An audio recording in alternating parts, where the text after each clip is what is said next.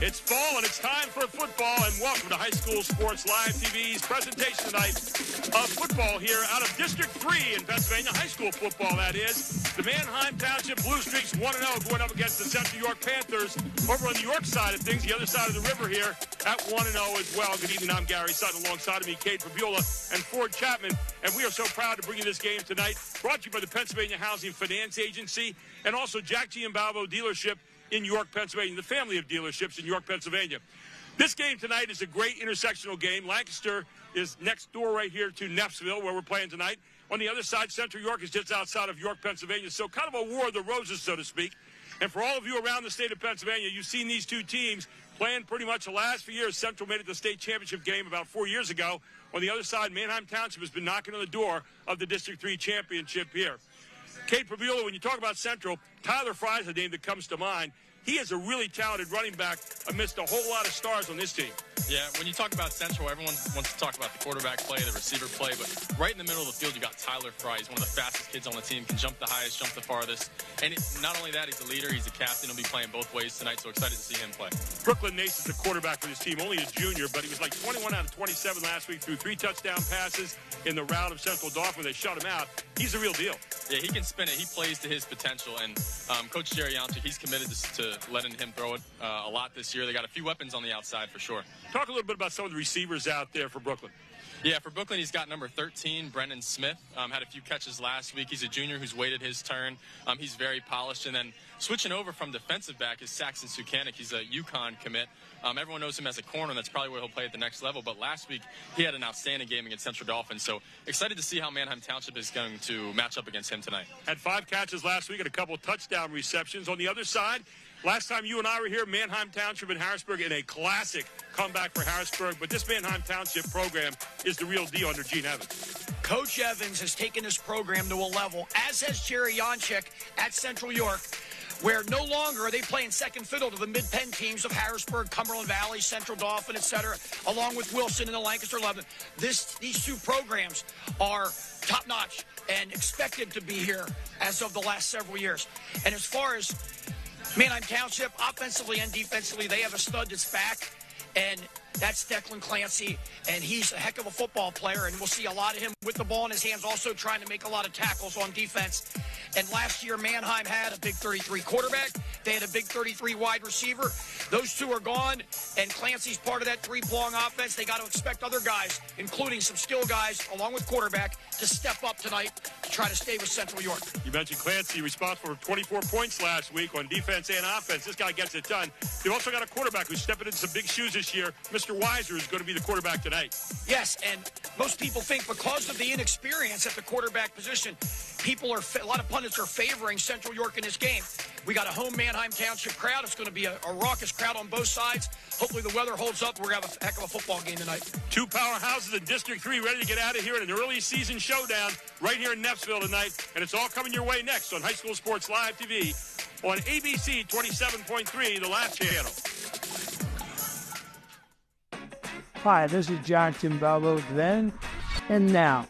Yep, I'm still alive with my son John celebrating 50 years of serving York County. Giambalvo is proud to remain locally family-owned and operated, with deep roots in our community. Celebrate 50 years with special promotions, giveaways, and savings. Thanks to all our employees and to our customers. How you doing there, Dad? Ready for another 50 years. See you at Jack Giambalvo Family of Dealerships. And welcome back to Gene Cruz Field in War Memorial Stadium for Manheim Township and Central York. Central York to your left tonight wearing white and orange. The Panthers coming off a 2-0 over Central Dauphin on the other side in their blue tonight, commemorating a great evening tonight. Salute to service night and first responders Tonight's very special honorary captain is Tanner Evans, son of Coach Mark Evans, who they celebrated his 100th win here a moment ago. He started here in 2012. Has a lot more wins than that, but 100 wins right here at Manheim Township. We're ready to kick off. And doing the kicking will be Matthew Parker, who's heading to Penn State next year. And right there, you'll see one of the reasons why. He kicked out of the end zone. You don't return a lot on Matt Parker. He's a preferred walk-on next year at Penn State. No, and that'll save you a few minutes of practice during the week when you know you don't have to work on your kickoff coverage. Your referees for tonight, Bruce Kilmoyer Jr., your umpire, John Horning. Tim Smith's the head linesman. John Jegor is the line judge, and the back judge is Jim Kemp. And we welcome our whole audience from around the state of Pennsylvania here this evening for this game, the PCN Game of the Week as well, all here on ABC 27.3. As Manheim Township will set up 1st down and 10 at their own 20-yard line.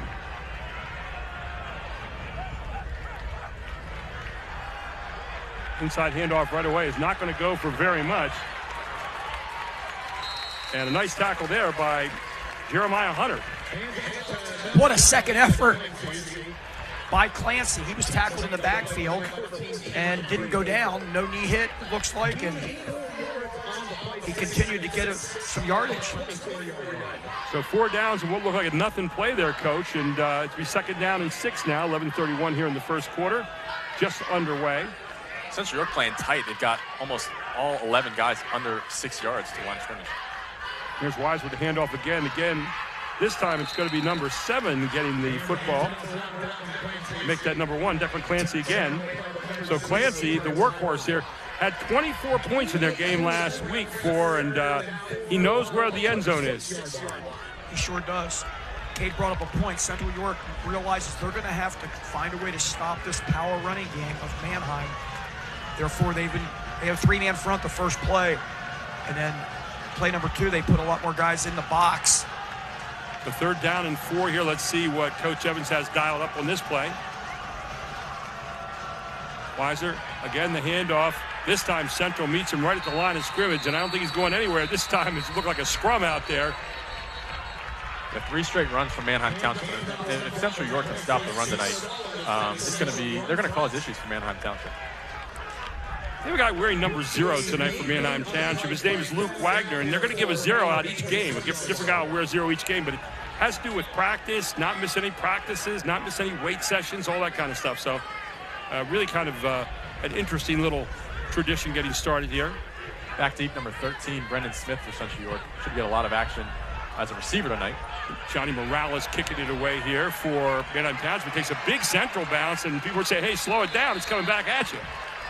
Ball all the way back down to the 39-yard line of Manheim Township, and that's where Central will set up a great field position to start. And no need to field that one. When it's rolling back that way, a little bit of wind in the air tonight. I think we got a storm coming if you look up at the gray skies. And when the ball's helping you like that, no need to do much else. So now Central's on the field at quarterback, Brooklyn Nace. Short field for Central, 4 wide. This is where they're comfortable. They have big receivers, 6'4", 6'3", 6'3", 5'10", and overthrow from Nace. Just a double stick route there, and it looked like the slot receiver came in and took the ball from what was intended for the outside receiver, Saxon Sukenik. Ford, talk a little bit about the defense you're seeing from Manheim here setting up out of the gate. Yeah, they had a 4-man front on that play. As Kate said, it was just a 4-man hitch route. Everybody goes about 5 yards and turns around, and it looked like he was throwing to the outside receiver. 2 receivers near side, 1 far side. Nace back in the shotgun, puts a man in motion. Brooklyn Nace being flushed out of the pocket and being taken down behind the line of scrimmage. Loss on the play of at least a yard, brings up 3rd down and probably a long 11 or a short 12. What you saw right there on the Manheim defensive front is the physicality. Central York brings the same thing. We talked in our pregame show about, you see the replay there, nowhere to go for the quarterback when nobody was open. We talked in our replay, in our early show about how you have to be physical in District 3. These 2 teams match everybody's physicality in District 3 as of late. Full house backfield this time. Nace handing off to the inside, and Nace got belted in the backfield. And a great job defensively again by Manheim Township in on the tackle. Darius Dixon, number 25, flew through there, made his read on 3rd and long. I think Central was trying to cut it in half there so they could go for it on 4th down. But they're going to have to bring out Matthew Punter for the punt. Well, here comes Matthew Parker, and he is a guy that is a real weapon. You saw him kicking out of the end zone, the kickoff. He has great foot. He's a place kicker as well. And he can switch the field around on you in a hurry. Yeah, tackle for loss there is huge. I know what Gary Janchik was thinking there. We think here, we'll hand it off, cut it in half, and we'll have something manageable for Brooklyn on 4th down, give it a go through the air. But tackle for loss, you're going to bring out Matthew Parker and see if he can pin him. Manheim Township, 2 returners deep here. What do you think of that for? Coach, yeah, at the 10-yard line, Coach Janchik is hot. I'm not sure what it's about right now, but he is talking adamantly to the head official. Has something to do with Parker right now and the way he reported in or something. I'm not sure. Boy, and Jerry Janchik is just letting him have it over there. Something has gotten under him, and this is not a guy that gets hot real easily. No. So are they? I guess they're bringing the offense back out. Looks like must be an issue with bringing Matthew Parker onto the field. Now Coach took a timeout. Okay, so timeout on the field. And let's just keep it here. I'm not quite sure what happened there, but Parker is the one that was putting his hands up as he came out. The punter. And not sure what the official... Yeah, I don't want to guess here, but the only thing I can think of is that he has something wrong with his uniform. Maybe you know, a shoe that they didn't like on his foot or something like that. It's the only thing I can think of.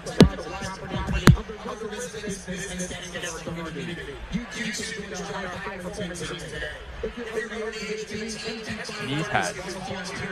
A knee pad, okay. Yeah, maybe it's the knee pad's too high. By the way, you can keep up with PCN and Pennsylvania Sports on social media. Follow PCN on Facebook, X, Instagram, and YouTube. And now, going back in their offensive set here. So, 4th down and 14 to go. And again, you're going to get the call here. And Forrest got what happened. Frank A., retired coach from Redland, he was down on the field watching this game, good buddies with both coaches. Anyway, he said there's a rule that your knee has to be covered with the knee pad, and the punter's was not, even though he had a knee pad in. So he has to. The rule is now you have to sit out one play. Wow. That's what it was. And that could be a huge play in this game because field position is at stake here for the moment. But you have to have somebody on your team that's athletic enough that can boot this ball away, even if you quick kick out a shotgun on 4th down. I don't think Brooklyn Nace is too mad about that. He just gets a shot to go for it here on 4th down. Well, Brooklyn's the kind of guy that would love this kind of moment, but that's right. So Brooklyn back, looking. Good pressure again. Manheim Township. Brooklyn Nace is going to run out of there, and he lets it loose, and nobody home. And so an odd kind of play here in the first quarter with 8:08 to go, and Manheim Township will take over with a short field. I've expected a shotgun out of quick. Did you ever have that, Cade, when you were at Central, or your brother have that at Central, when you quick kick quarterbacks with shotgun, just gets it and punts it? Oh, yeah. Sure. I'm sure Brooklyn's he's a basketball player. I'm sure he could have done it. Yeah, quick That's kick. what I expected. They had a guy deep just for that. They weren't stupid about that. So Manheim Township takes over their second set of downs here, and let's see if they change up things. They were fairly conservative the first time, running the ball 3 straight times. I love to see them let this kid rip it, man. I was at the game last week against Cumberland Valley. He looked very comfortable in just his first start. So 1st down and 10 for the 43-yard line. Straight back again. Weiser looks, little screen pass to the inside and just mowed down right there. Good tackle by Central as the pass was complete. Number 12, Dwayne Morgan. They create a lane on the tunnel screen, and he filled the tunnel, didn't he? Lex Haberbosch had it, but not for long. So it'll bring up 2nd down and 10. Ball still at the 43-yard line for Manheim Township. Both these defenses flexed their muscles so far. They sure have. You took the words right out of my mouth, Gary. Just getting Carson going with a quick, easy throw. Trying to get him confident on the screen there. So Weiser looking across the middle. Has a man in stride. Beautiful pass from Weiser. All the way down the sideline, staying in bounds. And it is a touchdown for Manheim Township as they strike quickly here. Charlie Hill to the house on a great pass from Weiser. and a 47-yard touchdown. Make that 57-yard touchdown pass. Take a look at this. He was matched up, and Charlie Hill took it on home for a touchdown at the 7:24 mark of the first quarter here, and Manheim Township strikes decisively. I think Charlie Hill, along with number 0, he's in the weight room as well pretty often. You saw him make a really athletic play there and physical stiff arm to get to Pater. Johnny Morales with the extra point, and Manheim Township at 7:24 the first quarter leads at 7-0. We'll take a break. We'll come right back. This is High School Sports Live TV on ABC 27.3. Hi, this is John Timbalbo then and now. Yep, I'm still alive with my son John, celebrating 50 years of serving York County. Timbalbo is proud to remain locally family-owned and operated, with deep roots in our community. Celebrate 50 years with special promotions, giveaways, and savings. Thanks to all our employees and to our customers. How you doing there, Dad? Ready for another 50 years. See you at Jack Timbalbo Family of Dealerships.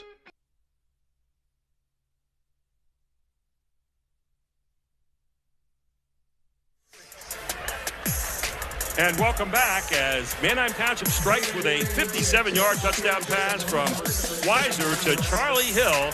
7-0 Manheim Township leads. That was 2 plays, 57 yards for 44 seconds. That's called a quick hit offense. Hey, don't disregard that stiff arm by Charlie Hill at the 15-yard line. Getting inside the red zone, that's one of the toughest places to play offense, and you don't want to call plays there. That stiff arm, everyone will probably talk about the throw and the catch and the run, but being able to punch it in 57 yards out makes it easy, and you get to save those red zone calls for later in the game. I was really impressed with Carson Weiser's pitch right there. I mean, that was dead on target, straight out, and the receiver just had to run and get it.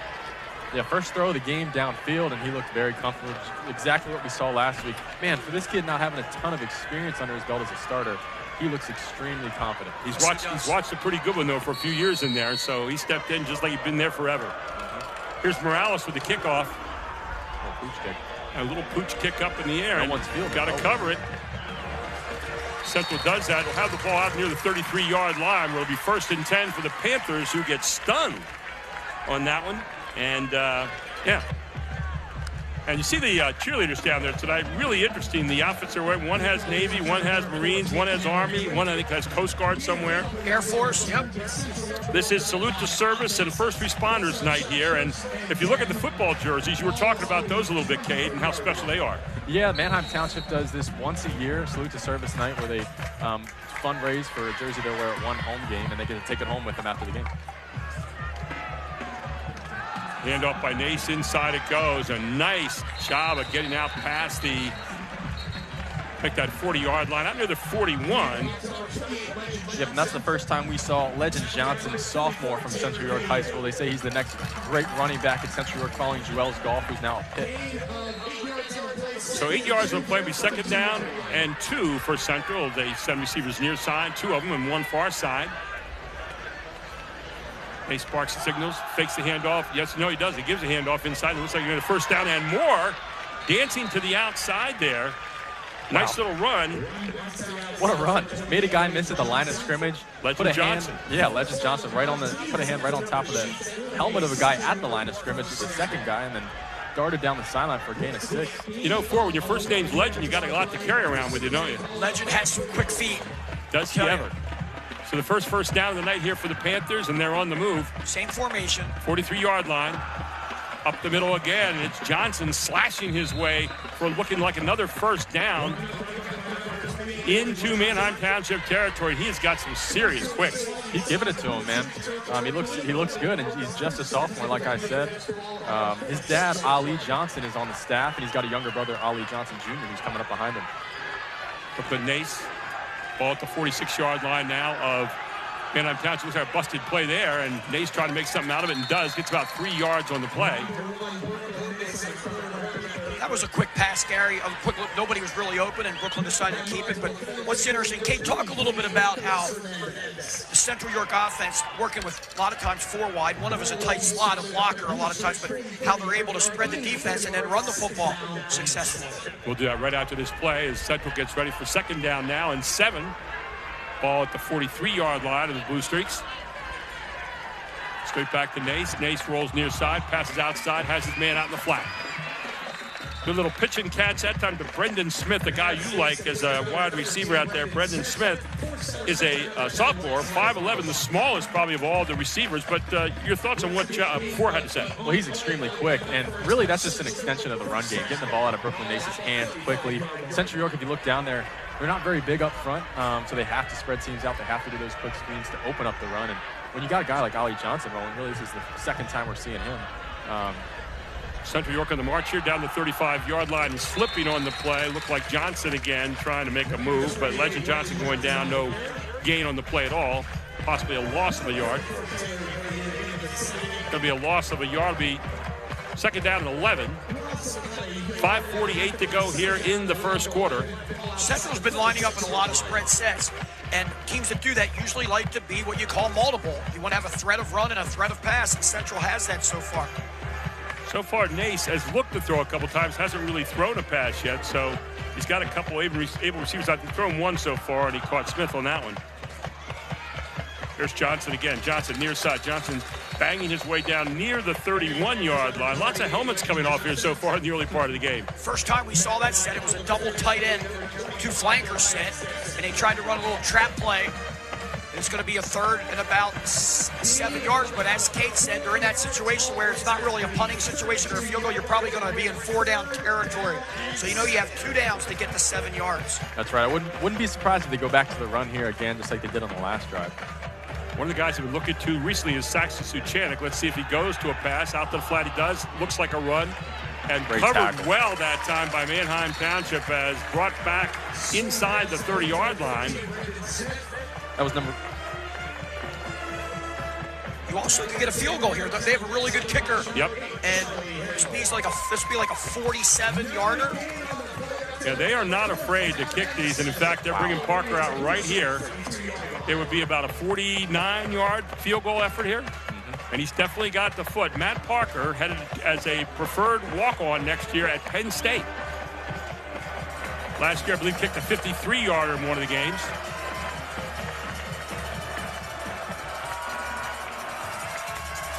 Snap down. Kick is up. It's long enough. And it's good. Matt Parker with a 49-yard field goal here to bring it back to 7-3 with 4:03 to go in the first quarter. We'll take a break. We'll come right back with more here on High School Sports Live TV on Fox. Make that ABC 27.3. So a while back, I thought to myself, I'm never going to own a home. I'm going to have to rent forever. I didn't have money for a down payment. I had no credit history, and I just got out of a divorce. But PHFA showed me that home ownership is possible. They offer me a low-interest mortgage and a way to manage the closing cost. To me, this is more than just my home. It's a huge accomplishment and a new chapter in my life, thanks to PHFA.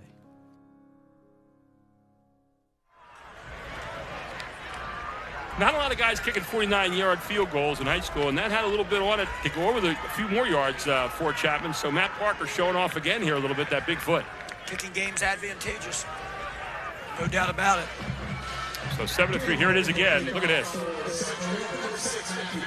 And you can see why he's going on as a preferred walk-on next year. He had some other chance to go elsewhere, but he wants to try at Penn State, and hey, kicks like that, there might be a place open. Because you kick off in high school football forever from the 40-yard line and the ball goes into the end zone, you can't even return it.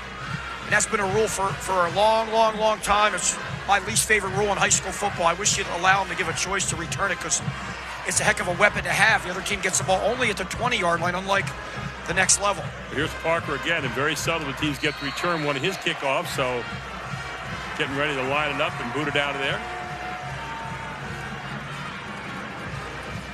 Long one through the end zone again, and I'm not sure that. I think that went through. That would have gone through, right? Got a little breeze at his back. I'm seeing that American flag there, but man, he didn't overswing on that kick.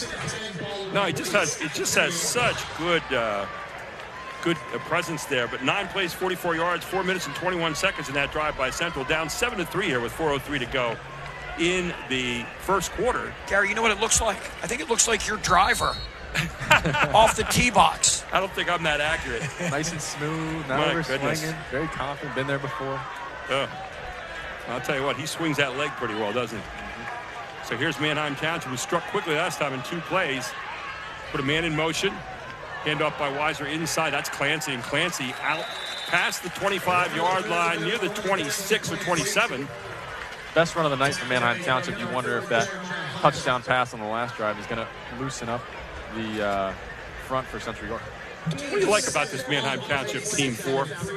I like, and watching them for numerous years now, covering a handful of their games, I just like their tenacity, their competitiveness. It's almost like it's a mirror image of these two programs. It really is. Got two tenacious coaches with Mark Evans and Jerry Janchik. So it'll be second down now and 3. Again, the handoff right up the middle, and Clancy fighting his way out near first down yardage, probably just a touch short. Clancy is the workhorse for this team. He was accounted for 24 points in last week's big win over Cumberland Valley, 42-14.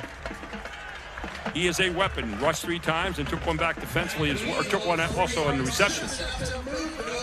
Welcome in all of you around Pennsylvania here tonight with the Pennsylvania Cable Network Game of the Week. So glad you could join us here this evening, our High School Sports Live TV Game of the Week here in District 3. And, of course, we're right here in South Central Pennsylvania tonight.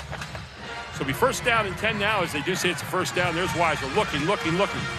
Throwing to the side, had a man, but got broken up over there at the end on a really tough tackle. That was number 11, Cameron Gates, the senior, on the hit. He saw that coming. Ball floated a little bit. Not a big kid, Kay, but he laid wood on that one. He did. Cameron Gates serving notice. You don't throw in this direction, right? Even though that was an incompletion, you'll see it here. Look at the quarterback put the ball right on the money, as Kate alluded to. Quick release. Look at that. Oh, you never got a chance to really put that away at all. So it'll be second down now and 10 yards to go. Ball at the 30-yard line for the Blue Streaks. Man in motion to the right. Straight back in goes Weiser. Weiser steps up in. Weiser's going to be brought down.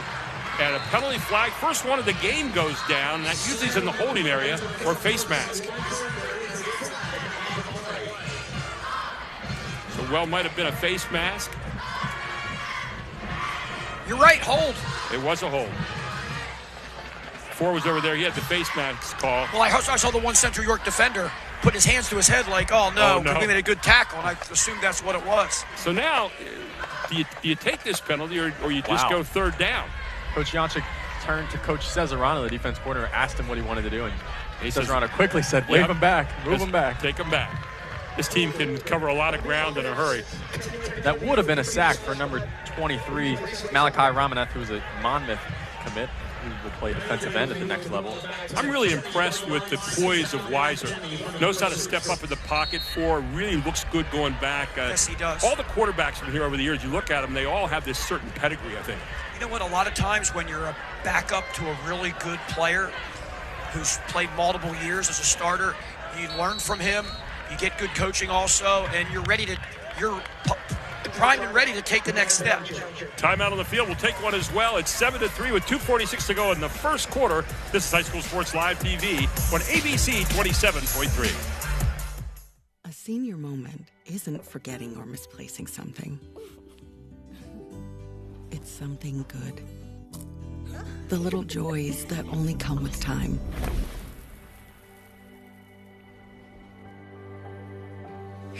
With Capital Blue Cross Medicare, you'll have the peace of mind to savor more senior moments. More coverage, more benefits, less hassle. Capital Blue Cross Medicare.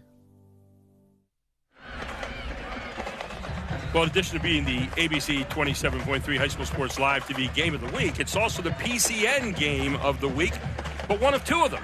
Because we've got another one coming up tomorrow night with live coverage of the Manheim Central versus Ephrata football game over here in the Lancaster County area. You can watch on cable or stream with PCN Select tomorrow night, live at 7 p.m. Gary Sutton, Cade Prabula, Fort Chapman with you here as it's going to be second down and 20 for Manheim Township. Not to be confused with Manheim Central, who's also been a football power for a lot of years with some state championships as well. Manheim Township is in Neffsville, and Manheim Central is in Manheim, Pennsylvania, not too far from here. So Weiser sends a man back in motion again. Weiser looking outside. Screen. Looks like a screen, and knocked down there, and a good defensive play, and the quarterback caught the ball after it got tipped back in his hand, and another big loss here, I think, for Manheim Township. Kate, what do you do there if you're the quarterback? That's a tricky one. Every coach will tell you to knock it down, but there was a defender right in his face. He just saved himself an interception. He was worried about being picked. Yeah. Okay. Field position, a major factor here on this third down, as it's now third and Lancaster. Lancaster's something like, what, 6-7 miles down the road, and there you see him. He just covering the ball, and you just kind of reacted. Very athletic play by number 4, Jeremiah Hunter, the junior, 6'2", 200 pounds. I think we're going to see just a quick little handoff here and no risk. Yep. Give it to Clancy and see if you can do one of your specialties. And there it is. Clancy just taking off and not going a whole lot anywhere, but just being safe here in the early part of the game. And so out to about the 8-yard line, and it's going to be fourth down, and they're going to have to kick it out of there. And this gets to be tricky sometimes too, doesn't it? Yeah, well, good call by Coach Cesarano, Central York's defense coordinator, to accept the holding penalty and move it back, because it's going to flip the field for Central. It was interesting that time for Central really took the defense to Manheim Township pretty well. Sure did. You only have one man back for Central. He's back really far with a breeze out there on the field. The last punt for Manheim was not good. He's going to rugby punt. So Morales kicks it out of there. And a pretty good kick, actually, out to about the 45, 46, 47, call it 47 and a half. And there you go. So first down and 10 now for Central. And again, great field position. And field position in this game, especially with the punter you have for Central, and even Morales there on the other side, is going to be huge here tonight for. Yes, it is. And you know what? On that punt, those rugby punts a lot of times can help you because they hit the ground early, and a guy doesn't want to take a chance of returning it, so it just rolls forward, as that one did for Manheim. Brooklyn Nace was 21 out of 27 last week in the 47-0 win over Central Dauphin, and so far tonight has not thrown the ball a whole lot. Here's a fake handoff, throws it back to the outside. That's a play they've gone through 3 times so far tonight, and this time Manheim Township sniffs it out very, very well. It's a pass out to Brendan Smith, and flushing it out on that play, number 25, Darius Dixon with a tackle.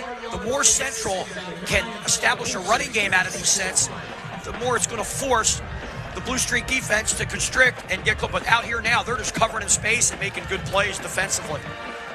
The Manheim Township lining up in too high, but rolling down into cover 3 and bringing the guy down to the wide side of the field to make the play on those. And there's Legend again. He's getting bagged right there at the line of scrimmages. Manheim Township turning up the heat there was number 44, Taylor Valou, with the tackle. So Valou brings him down. It's up third down now, and 10 is a loss of 1 on the play. Yeah, Taylor Valou, I've heard a lot of good things about this kid. He's extremely tough, extremely smart. Take a look right here as Valou just goes in and just jammed. Well, this was Central Dauphin. No, jamming it right there.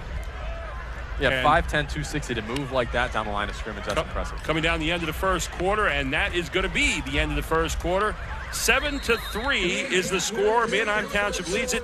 You're watching High School Sports Live TV on ABC 27.4, and it's also the PCN Game of the Week. Back with more right after this. In the dynamic world of construction, Groff Tractor and Equipment stands as your trusted John Deere and working dealer. With our extensive range of construction sales and rentals, we provide the equipment you need to tackle any project. But our commitment doesn't stop there. Our comprehensive parts and service departments are there to make sure your equipment is operating at its best, minimizing downtime and maximizing productivity. Our dedicated technicians ensure your equipment operates at peak performance. Our technician internship opportunities provide a pathway to a successful career. Learn from skilled professionals and grow with us. Trust, reliability, and exceptional service. That's Groff Tractor and Equipment. Stop by, give us a call, or visit our website today for more information.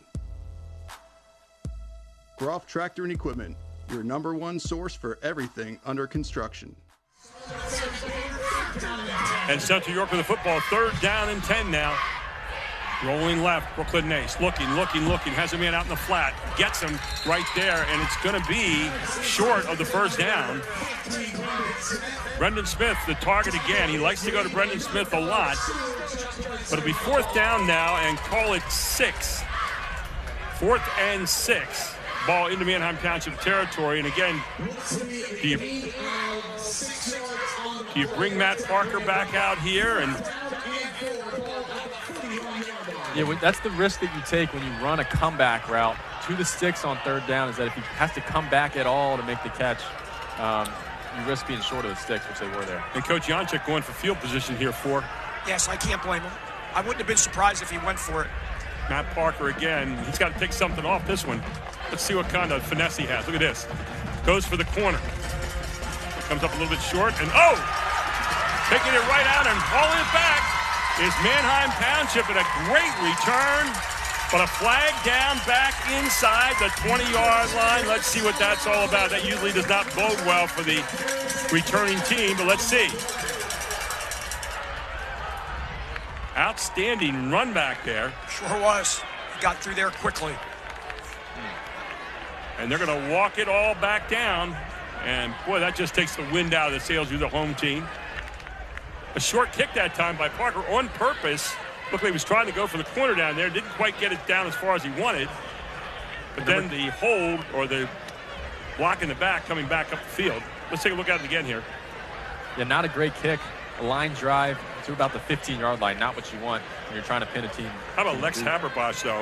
You got to give him some credit, man. He was flying out of there in a hurry, but it looked like Jake Arcudi, number 6, the senior on the punt return team, looked like he got the coverage guy in the back.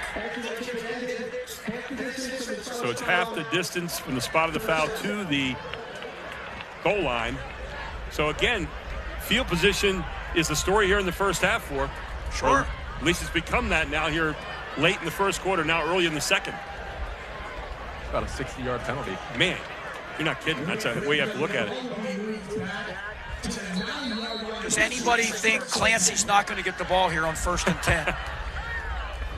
Pretty good bet right here. Here it is, the pass. How about Weiser? He says no, and they went back to the same kind of play. It was a cut across the middle there. Intended receiver was Shakur Bowie, but not able to hook up. Check that, rather. Number 25, it was Darius Dixon, but not able to hook up with him that time, but caught everybody off guard. Ball's right in the money. I said that because you think here's a young quarterback, his second game start, and you see the replay. Coach Evans is not afraid to let this guy throw it around. That's impressive. Look at that look he had from the quarterback's point of view there. And you get hungry when you see those, don't you, Cade? Yeah, you can't put it in a better spot than that. A great throw, and I'm sure Darius wishes he had that one back. He was the only guy that could have caught that one, too. So it'll be second down now and 10. Near side. And Clancy is going to be met by most of York County. Declan Clancy gets pushed back there.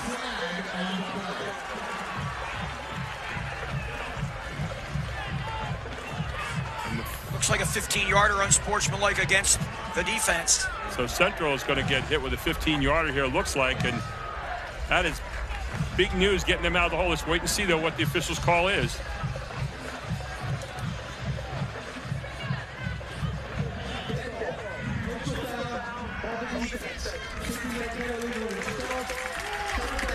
There you go. Just when I was about to say the importance of third down conversions on both sides in big games like this, Central York made a play that's going to hurt them and give a first down automatically to Manheim and give them 15 yards on something after the play. Pretty much an error-free first quarter here tonight. Didn't see any penalties at all. Then toward the end of the first quarter, now here in the second, you're seeing a couple big ones. I'm not sure exactly what happened. It might have been too much after the tackle maybe on the running back, but got to keep your composure on defense if you're Central. Absolutely. So it'll be first down and 10 now out at the 27. New life here for Manheim Township. Man in motion near side. It's Clancy. They'll throw opposite, though. Trying to get to the corner and nothing doing, and they're going to bring him down after about a yard gain. So pass out to the flat there for Manheim Township.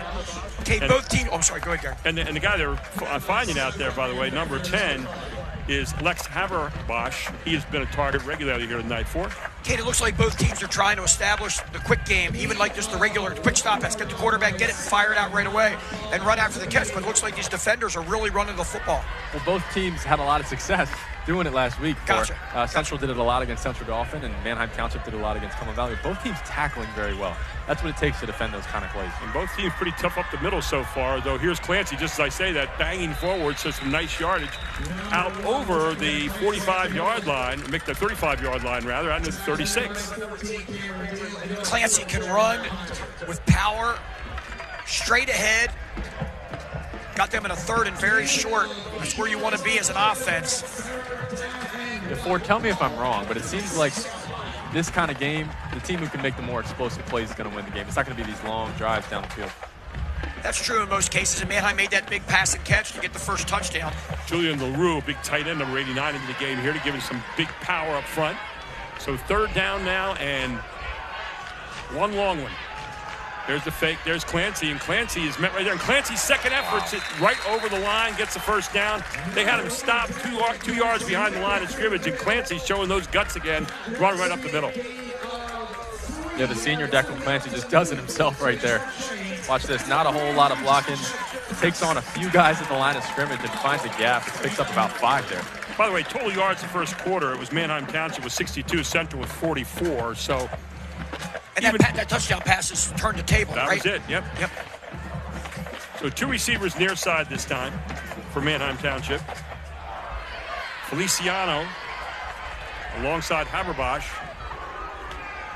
Handoff again. Who else? Clancy going nowhere this time. Really good defense on the front group there.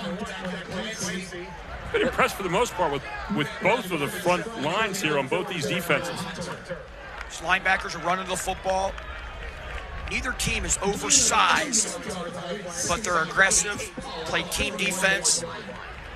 That's why it's only 7-3 here. 2nd down and 8 here at the 41-yard line for Manheim Township. 1 receiver near side, 2 far. Make that 3 receivers far side. Man in motion now. Straight back. Now getting flushed out of the pocket again. Has a man down in the open field and just can't hang on to it. Got to make that catch. That ball was catchable. Good pass by Weiser that time, trying to find Trey Dotter, 6-foot senior, but just not able to hang on to that one. That's his 2nd drop tonight for Carson Weiser. He really, watch this, he made something out of nothing here, really just a go and a quick arrow route. Nothing there. Nice throw on the run to the right. So now tell us the truth, Kate. How do you feel as a quarterback when that happens? You throw one, you say, man, I had it right there, and a drop. I think I used to get a little rush of dopamine. Here's my chance to make a highlight play. I'm going to go hit the star button on huddle, and all the college coaches are going to see this. What do you say to the guy when he comes back in the huddle? You'll get the next one. Always being positive. That's exactly right. You need them. Yeah. Good. Now, Donner did a really good job of coming back to an open area when the quarterback was scrambling. He's got to make that catch. Here's 3rd down and 8. They're going to call a timeout. They run out of time. And the timeout is for Manheim Township. We'll take one as well. This is High School Sports Live TV on ABC 27.4. Back with more right after this. Everybody knows Hoffman has it. Did you know Hoffman has even more? There's the fully stocked Hoffman Ford Parts and Accessories Department, the Hoffman state-of-the-art collision facility, confidence in our ultra-modern service facility, peace of mind with master technicians, satisfaction with low prices. Do I really need to say it again? Hoffman has it.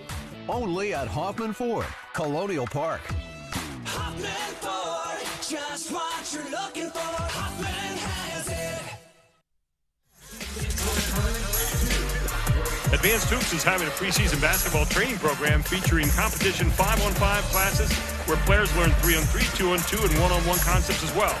Shooting with Charlie, post-training with Duke, speed and agility with Archie. It doesn't get any better than that. Go to advancedhoops.com to sign up today. It starts September 15th. Go to advancedhoops.com.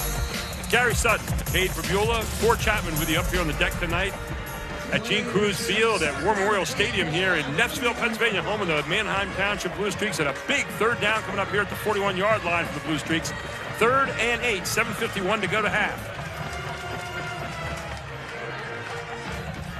There's Weiser looking, coming back, screenplay.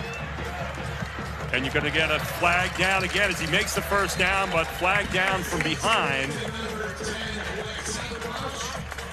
And you saw a couple of the Manheim Township guys get up shaking their heads. Really nice execution on the wide receiver screen. The inside 2 blockers you see right there, both making great contact. I'm not even sure what the penalty is. Yeah, so I couldn't see, if he blocked him in the back or what, but the defender definitely turned as the block was going on, and he got him a little bit in the back. That might be it. It might be holding. There it is. Yeah. So the penalty on the play takes it back. And it's a big one. So they bring it back to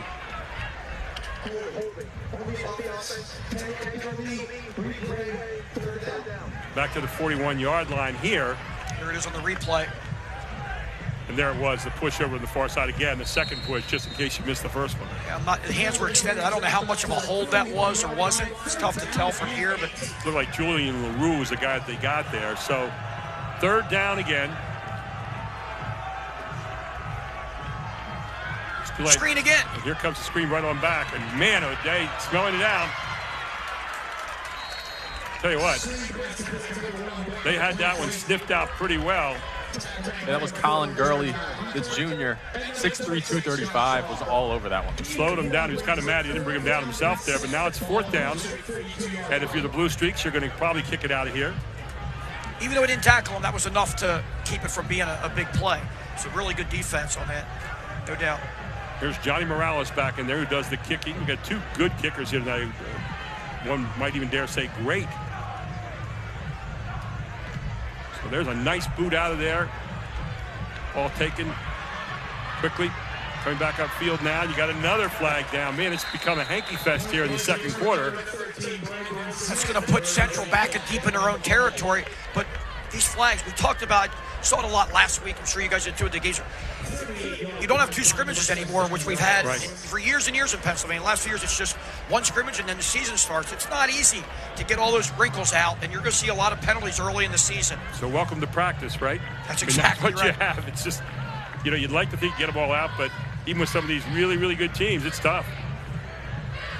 Pretty likely scenario that we'll see these two teams playing later in the year. Absolutely. They've been in the mix the last few years. That was Brendan Smith with the run back. So the ball being marched back down the other way, and those have been the biggest plays this quarter so far, just going backward. Central York known for their offense, but have not moved the ball much so far today. Not at all. And not throwing the pass for any great gains. They're thrown out in the flat a lot. Yeah, haven't even looked to. So let's see if they give him a chance here. Brooklyn Nace, quarterback. Nobody back in the backfield with them. Looking over the middle. And he has his man in the middle. And that was Saxon Suchanek coming across. It looked like, is that a middle screen Yes, there? it was. Yes, it was, Gary. Yeah. Both teams are really good at the screen game. Interesting, those two guys. Brooklyn Nace, was that Suchanek? Or was that that was Colin Gurley. Colin Gurley. Here's the thing about running screens. When your offense runs them a lot, you get a lot of practice defending them during the year. So here they are. 2nd and 15. Nace is just drilled back there in the backfield and all over him.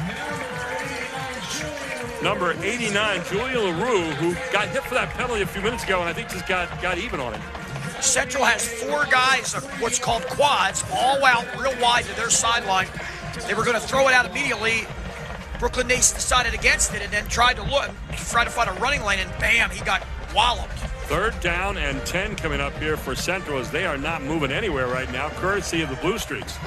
That was the left defensive tackle just coming off his block and coming down the line and making that play. Julian LaRue, big guy.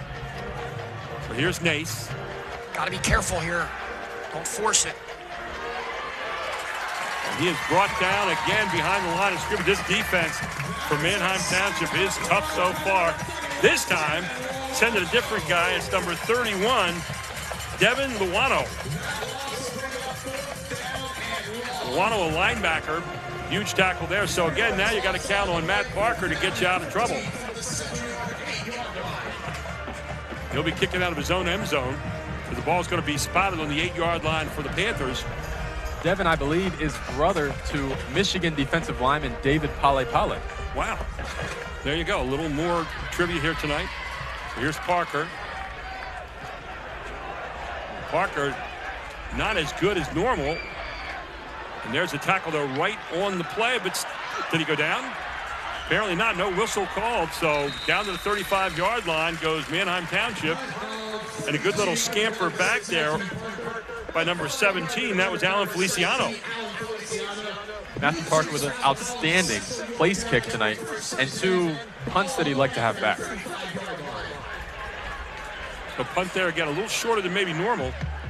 That'll be first down for Manheim Township. Great field position here for Chapman. Yes, it is. And with 4.5 minutes to go, you're thinking touchdown, and even if not touchdown, field goal gets it to a 7-point game, and you got plenty of time to do it. So Well, let's see what they have up their sleeves this time. Weiser at quarterback. Declan back there with him, and straight ahead they go. Why not? Declan Clancy picks up 3 on the first play. It'll be 2nd down and 7. Central York very comfortable with their speed. They're lining up all 11 defenders within 5 yards of the line of scrimmage. That's not something you'll see at the next level. So it'll be 2nd down now and 7 yards to go at the 32-yard line. 4:10 to go here in the first half. We have a Jack Gianvalvo halftime report coming up, and we'll hit you with all the stats and highlights there at the half. So 2nd down and 7.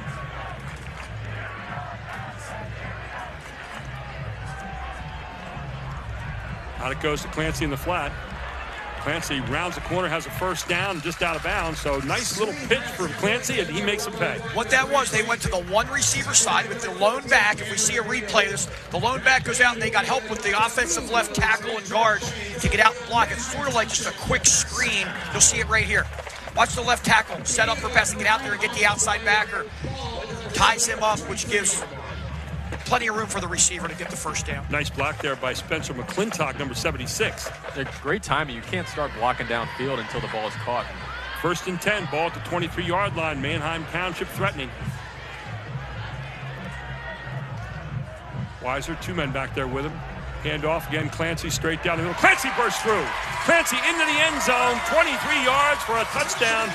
Declan Clancy with yet another touchdown this season. And that'll happen when you bring everyone inside of 5 yards. If you can break through that first level, there is no 2nd or 3rd. Wow. Just an outstanding runner for Chapman. Sure is. What a heck of a football player. We emphasized that early in our pregame, and he showed that last year through and through, and he's back for his senior campaign doing the same exact thing.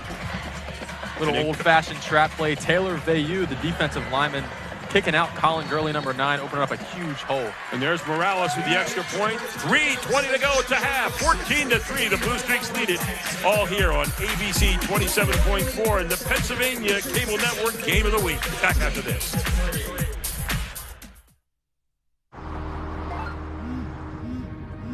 Do you want to answer that? Nah, I'd never with a kid in the car. It's okay. I'm not here.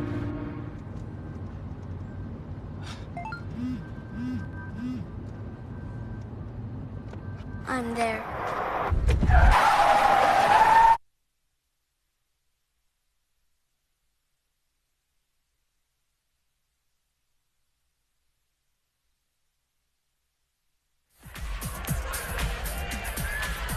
So Manheim Township strikes again at the 3:20 mark here with a 23-yard scamper by Declan Clancy right up the gut. And 3 plays, 35 yards for Manheim Township on that one. 110 is all it took them to score, so they've scored in a hurry a couple times tonight so far. But this is not the game Central was expecting. They're actually playing pretty solid defense. They've had the ball 4 or 5 times now, just have not moved the ball. Let's see if they can do something here. And they haven't been able to go downfield with the football much. They're relying on a lot of short passes, and their running game has not been able to pick up, as I alluded to earlier, enough yardage consistently that puts Manheim back on their heels a little bit.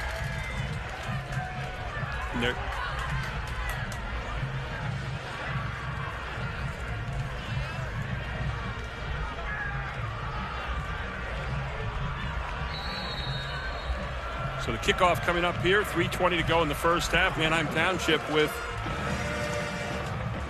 a 11-point lead. They put it in the end zone themselves They knocked it in the end zone here to Morales. He says, anything you can do, I can do too.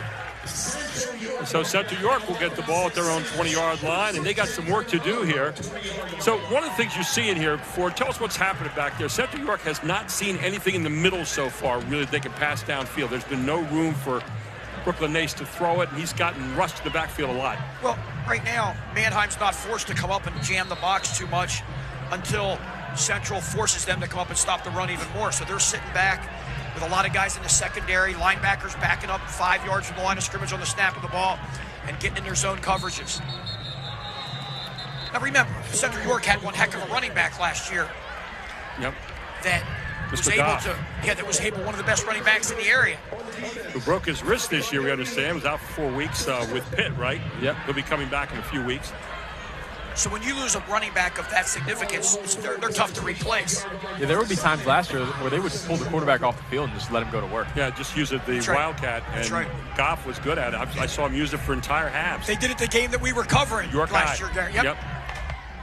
So penalty on Manheim Township. Second down, make that first down and 5. Dallastown. They did it against Dallastown as well. We covered that on High School Sports Live. Actually, he went the whole way down the field. He played quarterback the whole series from shotgun. So the handoff over the middle. Good for a couple of yards here. It'd be second down. Should be about 3 yards to go. Brooklyn Nace, by the way, interesting story here. He and Saxon Suchanik, who are out there, were both in the top 7 on Central's state championship basketball team this past year, 6A. What a run they had after getting upset at home in the district playoffs to Red Lion, I think it was. They come roaring back and win the state title. You know, Coach Jeff Hoke is watching tonight with the Pennsylvania Coach of the Year in 6A. In fact, Central had quite a year last year. PA Player of the Year was Greg Gittinger, who headed off to Loyola down in Maryland. And he was also first team All-State. You had a guy named Ben Rill, who was second team All-State, 6'9" forward, and he was a junior. And then you had a guy named Ben Natal, who was third team All-State. So they had quite a year at Central in basketball. And they're bringing them all back. And they have them all back but Greg Gittinger this year. So it'll be interesting to see what they can do this particular season. So, ball at the 30-yard line. The first down and 10 here for Central. 2 receivers near side, 2 far side. Nace looking. Has a little pass out here in the flat. He's got his man there. Beautiful design there by Gary Yonchik. 2 receivers running off the coverage, the quarters coverage and the boundary, and then they sneak the running back out of the backfield. But I think the more you get the ball in the hands of Legend Johnson tonight, he makes some things happen. He's so quick, the sophomore. So a gain of 10 right away there, and it'll be first down and 10. The Central is going to have to be creative to get the ball to their athletes in space. And time is going to become a factor here shortly. So there's Nace looking, bottled up again. Looking again, he's going to step out of bounds. Nowhere to go. And I'll tell you what, that front line is keeping pressure on, but that backfield back there defensively for Manheim Township 4 is really doing a great job. They sure are. Now remember, you don't have to think touchdown all the way here if you're Central with 2:10 to go. You got to think if we get the ball inside the 35, we got a chance for 3. Definitely you get to the 30, it's makeable without a doubt. Because there is a breeze out there. The wind's blowing left to right. Left to right, so it's going to be a little bit more. You got to get a little closer. Second down and 9, pick up 1 on the play, handoff, fake, back to the outside. Nice creative play here, and all of a sudden you got Mr. Smith heading down the field. He's into Manheim Township territory inside the 45. Pass completed to Brendan Smith. If you watch the replay here, it's a wide receiver screen, and linemen and other receivers are getting out and blocking for him. They can go downfield. Look at them all going downfield because the ball's caught behind the line of scrimmage. So under 2 minutes to play here in the first half. 1:55 to go. Look how deep Manheim Township is here. They've got 20 yards deep. First and 10. Nace looking. Finds his man out in the flat. Was looking for Suchanik. Did he hang on to it? And he did. No hand the ball back. Suchanik heading to University of Connecticut next year on a full ride. 6'4", and I'll tell you what, you have not found a more tenacious defender and now offensive player this year. The first year he's played on the offensive side of things and catching a nice pass there. You're right, kid. They're back at 15 yards, 2 or 3 guys. Nace looking, nowhere to go again, and just cruising out of bounds. It's not often at the high school level, Gary, you see 3 defenders that are standing 15 yards from the line of scrimmage in a situation like this, but you don't want to give up the big play. What's he seeing as quarterback right now, Cade? He's being smart, taking care of the ball. There's really nothing there for him. You know, I'm not watching these plays develop downfield and saying, oh, he's missing guys open. They're just, Manheim Township's doing a great job covering, not just for the first 2 seconds, but really through the length of the play. So third down and 5. Straight back goes Nace. Looking. Out to the flat it goes again. And broken up out there, I think. May as well go for it here, really, with a minute to go. The kicker you have. I won't be surprised if Coach Yonchik decides to go for it. Definitely not a punting situation and not a field goal situation here. Well, he's thinking it over. You see number 6 out on the field there, Matt Parker, but he's walking back to the sidelines. I think they're probably going to... That's probably saying, I want the 57-yarder, coach. Give me a shot. Yeah. He's saying, no, we'll get a little closer. Well, he's not out there right now, and so 1:11 to go here in the first half. You need to get 5 yards if you're Central. Ball at the 40-yard line of the Blue Streaks. Nace with a long call. 3-man rush, dropping 8. Deep coverage, deep alignment there for Manheim Township. Shouldn't be that hard to pick up 6 yards here. So the timeout is called. Let's keep it right here with 1:11 to go in the first half. And you know, you got to talk about it. I want to get your look first, Cade, as a quarterback. You're looking out there right now. You got 3 guys back there deep. What's causing the problems for Nace right now and trying to see what he wants to get? Well, the first thing I'd ask myself is, do I have time on the clock? Do I have timeouts? Because how deep they are and where we're at on the field, I just want to get the ball complete in the hands of my guys and move the ball downfield. The last play we just saw, they stuck the running back out of the backfield. If he could have made the catch, it would have been a gain of 10, and they're still moving the sticks. Nace is doing a solid job, not getting greedy, not making a mistake downfield. Just great coaching by Manheim Township in their alignment. For the Manheim Township has got them bottled up in the middle there. There just isn't anything available consistently for Brendan Nace, and so for Brooklyn Nace, and he's trying to find something. Nothing available right now so far. Manheim Township playing some great defense back there. The other thing Nace was able to do last year, we noticed, Gary, he was able to make ad-lib and make things happen when everything else wasn't working, or get a lot of yards with his feet. Manheim's not allowing that yet. Well, let's take a look here at what they come up with. They're blitzing. And Nace might just take it himself. Look out, he's got a man come behind him, and Nace taken down. There's nobody to go to. Nope, nowhere to go again, and that has been the story of the first half for Central's offense as Manheim Township will take over. They've still got some time here, 1:04 in the first half. We'll see what they want to do. Great piece of defense by the Blue Streaks here, and the crowd here at Gene Cruz Field at War Memorial Stadium. Let's take a look at it again. Watch this, nothing. Good job of pushing the play to the inside there by number 51, Thomas Capizzi, and then finishing off again. Big guy for them, number 89, and he's been in a few plays so far, as Julian LaRue. You better believe Coach Yoder's defense works hard on keeping that quarterback in the pen and not letting him get outside of your 4-man rush. Here's Carson Weiser. He's looking. They're looking to put some more points on the board quick. Downfield, and batted away right at the end. What a defensive play by Central. That was a great piece of defense as number 11, Cameron Gates, saved the touchdown. Going for number 10, Lex Haberbosch. Almost made the catch. Defender went up first and batted away. And I'll tell you, Cameron Gates, look at this. Just right at the end. This is one-on-one coverage. And Gates goes up and swats it away. Once again, though, Manheim's not just sitting on it saying we'll go into halftime up by 11. They let this rookie quarterback let it fly there. And that ball was right on the numbers, too. Maybe just a touch underthrown, but here's second down now and 10 from the 43-yard line for the Blue Streaks. So they're looking to get in the pass. This time flushed out and thrown out in the air. Look out. Wow. I like the ad-libbing, but you got to be careful in the situation. You got to know the situation, and flipping it up like that, he's fortunate right here that ball doesn't get picked and run back. I think he just got that coach's look from Mark Evans, as he had to look at Mark Evans the moment he walked inside. He kind of patted himself on the chest and said, it was on me. The quarterback, you can see, he has a feel for the game of football. Yes. He knows where he is, what he's doing. Watch this right here, a great view of it. He's got to be careful. And you have a penalty flag down there in the backfield, and so it looks like they're going to march it back. Right now, Central wants the worst field position they can get for Manheim Township. They're not necessarily interested in getting the ball back here, just surviving the first half. It's not a spot foul anymore on the offense in high school. It goes back 10 yards from the line of scrimmage. Now you're going to most likely see Manheim just, let's get out of here and go up by 11 at halftime and do nothing. Don't do anything crazy. All the way back to the 33. What's the chances Declan Clancy gets this one? Yeah, this will most definitely be a run here, because if they do have an incomplete pass, Central York will make Manheim Township punt with a timeout still left. Great point, Cade. You've got to get to the Central 48 to get the first down here, so lots of ground to cover. They can let the clock run before they snap it here. And there's Clancy with it, and Clancy just puts his head down and moves forward out to about the 35, and he'll be bottled up there. They may just... That's the half. Run it out here to half. 14-3, and don't forget we have coming up at halftime the Jack Giambalvo halftime report. And we'll bring you the Capital Blue Cross stats at halftime.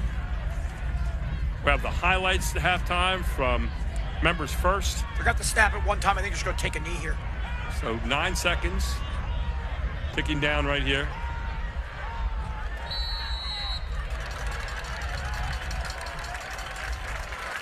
So there we are at the half, 14-3. Manheim Township leads it over Central here. We're going to half here. We're going to take a very quick break, and then you're going to get to meet Cade Brabula and find out about what he's all about. He's our newest member of our broadcast team. We'll have our halftime stats for you. We'll have our halftime highlights and our Jack T. and Balbo halftime report. All straight ahead here on the High School Sports Live TV Game of the Week on ABC 27.4, and it's your PCN Game of the Week as well, all around Pennsylvania. Back with more after this.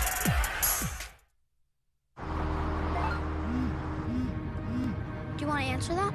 Nah, I never with a kid in the car. It's okay. I'm not here.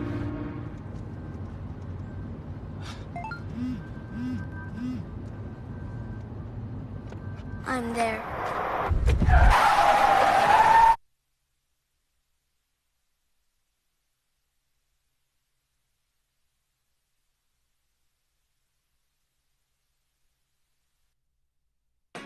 Hi, this is Jonathan Balbo then and now.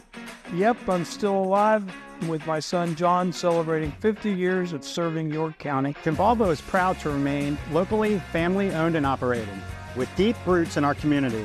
Celebrate 50 years with special promotions, giveaways, and savings. Thanks to all our employees and our customers. How you doing there, Dad? Ready for another 50 years. See you at Jack and Balbo Family of Dealerships.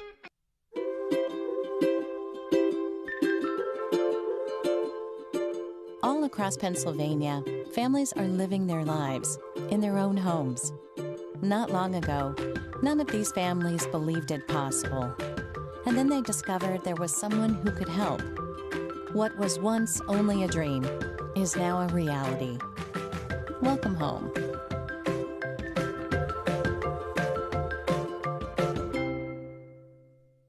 Everybody knows Hoffman has it. Did you know Hoffman has even more?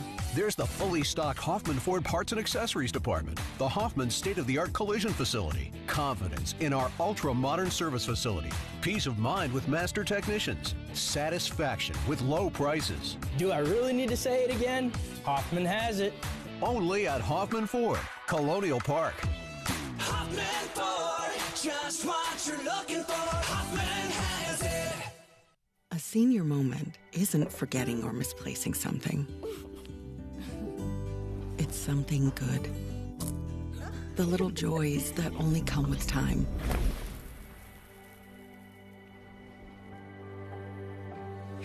With Capital Blue Cross Medicare, you'll have the peace of mind to savor more senior moments. More coverage, more benefits, less hassle. Capital Blue Cross Medicare. I'm Gary Sutton, and High School Sports Live TV is so proud this year to have some great commentators. Of course, Fort Chapman's been here forever, but we got a new guy we're adding to the lineup this year, and you're going to see him in a number of our games, including the opening game on opening night. And we're talking about Cade Brabula, former quarterback at Central York High School. He then moved on to University of Delaware and then Sacred Heart University, and he's going to be one of our commentators this year. Cade, welcome to the team. Thank you for having us. Proud to be part of it. Cade, wanted to get a chance to introduce you to the people out there who are going to be listening to you during the course of the season. But tell us a little bit about you and your background at Central and then going on and playing at the University of Delaware as quarterback. Quarterback kind of runs in your family. We'll talk about that later on. Yeah, for sure. So I'm 23 years old, Central York grad, but I'll try to be unbiased tonight.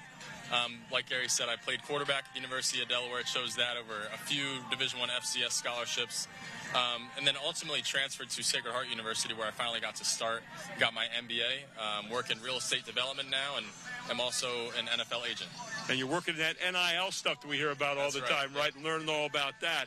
And by the way, he also, yes, we'll clear it out, happens to be the brother of Bo Brabula, both quarterbacks. How did that quarterbacking thing start in your family, by the way? My dad was a quarterback in high school. He switched over to receiver and got banged around a little bit. So he's like, why don't we train quarterbacks? Why don't I make my sons two quarterbacks? So we've been doing it since we were kids, but we played all sports, basketball, baseball, football.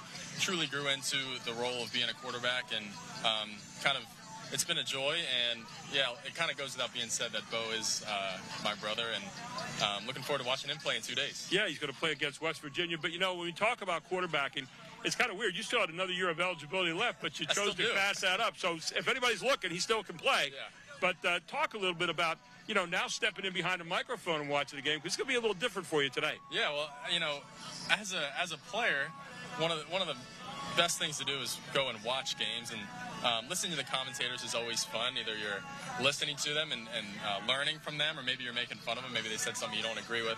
Everyone thinks they can do it, but it's my first time tonight. I'm super excited about it, and hopefully something we can continue to do. We're looking forward to having you aboard here, and it's going to be a lot of fun. Cade's going to be with us during the course of the season, mostly on New York games, but he's here tonight as we have this PCN Game of the Week tonight, as well as our first opening game here on ABC 27.3, the Laugh Channel, and we're looking forward to bringing that all your way tonight.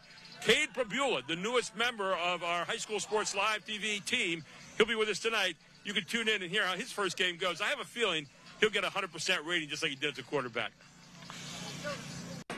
Hi, this is Jonathan Balbo then and now. Yep, I'm still alive with my son John, celebrating 50 years of serving York County. Balbo is proud to remain locally family-owned and operated, with deep roots in our community. Celebrate 50 years with special promotions, giveaways, and savings. Thanks to all our employees and to our customers. How you doing there, Dad? Ready for another 50 years. See you at Jack Jimbabo Family of Dealerships. So a while back, I thought to myself, I'm never going to own a home. I'm going to have to rent forever. I didn't have money for a down payment. I had no credit history, and I just got out of a divorce. But PHFA showed me that home ownership is possible. They offer me a low-interest mortgage and a way to manage the closing cost. To me, this is more than just my home. It's a huge accomplishment and a new chapter in my life, thanks to PHFA. A senior moment isn't forgetting or misplacing something. It's something good. The little joys that only come with time.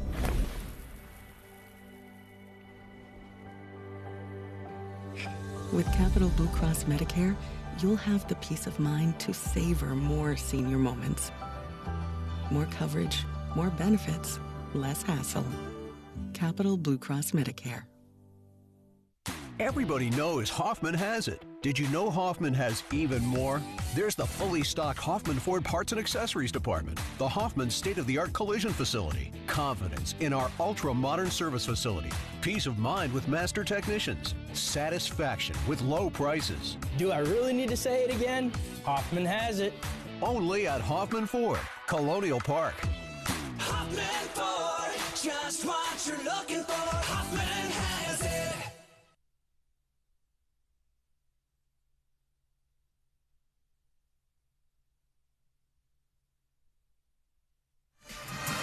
Welcome back to the Jack G. and Balbo halftime report. Gary Sutton with you, Cade Prabula and Fort Chapman, as 14-3 here at the half. And Manheim Township really put the defense out there tonight in a couple big offensive plays. Cade Prabula, your thoughts about the first half? Well, Manheim Township's defense came to play. If it wasn't for the two big plays against Cumberland Valley early in the game last week, they really haven't given up a touchdown or much yardage all year. Central York known for their offense, but really not able to move the ball at all. What strikes you about the game in the first half here, especially with Manheim Township? Manheim's front four and then their linebacker core being able to not allow Central to get a whole lot of yardage on the ground, and including keeping that quarterback in the pen with nothing else open. He's used to running and getting some positive plays. He's not getting much of that. And then on top of that, obviously, the secondary for Manheim is really limiting the offensive firepower for Central. Well, let's take a look at our members' first highlights here and take a look at what happened in this first half. As it was Manheim Township coming out of the gate, had three running plays that started kind of pedestrian, but then they started to get it going there in the first quarter, and looking at a very quick pass play down the field for 57 yards for a touchdown. And we're going to get those highlights up here in just a moment. In the meantime, let's talk a little bit about what Central did or didn't do in the first half. They had only one field goal to show for it. And here you see that play in the first quarter, right across the middle and just beating him down the field. Great pass from Weiser to Charlie Hill for 57 yards. And then there you see a 49-yard kick from Matt Parker to close it within 3. within 4 rather, and then straight up the middle, 23-yard burst there late in the second quarter by Declan Clancy to put it at 14-3 here at the half. And so take a look at our Capital Blue Cross stats here. And it's all pretty much one-sided right now for Manheim Township. Kate, you'll take us through a couple of those stats for you. I'd really like to see Central York spread the ball down the field a little bit more. They've gotten extremely comfortable through the years being short, and their screens have worked. They are not tonight. Manheim Township is all over it. So, you know, there's been high praise of Brooklyn Ace through the years. I'd really like to see Coach Janczyk put him in a good position to stand back there, maybe some deep routes, some deep curls, some dig routes, and really dissect this Manheim Township secondary a little bit. 128-67 on total yards there for, but the penalties at the bottom, you talked about that. With the less number of practices now and getting the games earlier, those penalties are showing up, and they're showing up big in this game. Yes, they are. And on top of trying to be penalty-free, Central York's got to find something they can hang their hat on. When we talk about offenses, what do we do well? And Central York has been multiple for years, and right back to when Cade was the quarterback, when his brother Bro was quarterback, and continuing through. However, they're not able to get a lot of, what are they going to do successfully? And one is what Kate said, get the ball down the field. But you got to be careful forcing it because that's secondary for Manheim ready to make a play. I'd really like to see them try to get the ball more to Brennan Smith downfield and get the ball to Saxon Buchanan. You have a weapon on the outside, a UConn commit, full scholarship. Why are we not trying to get him the ball a little bit more if we're Central? And on the other side, if you're Coach Mark Evans right now, what are you saying to your team? Take care of the football and just don't turn it over. And even you don't need to just score a whole lot of points right now, but the way our defense is playing, they're winning the football game for us. We've done enough on offense so far. Take care of the ball, grind it out, and let's get some first downs. Even if we have to punt, let make Central go about 80 yards to win the game. And that's your Jack Giambalvo halftime report. I'm going to have a nice little interview I have with John Giambalvo coming up next. And then we get ready for the third quarter, all here on High School Sports Live TV, ABC 27.4, and around Pennsylvania. That's the PCN Game of the Week, all here. Brought to you by Invica tonight. High School Sports Live staff. We'll be back with more right after this and start the third quarter.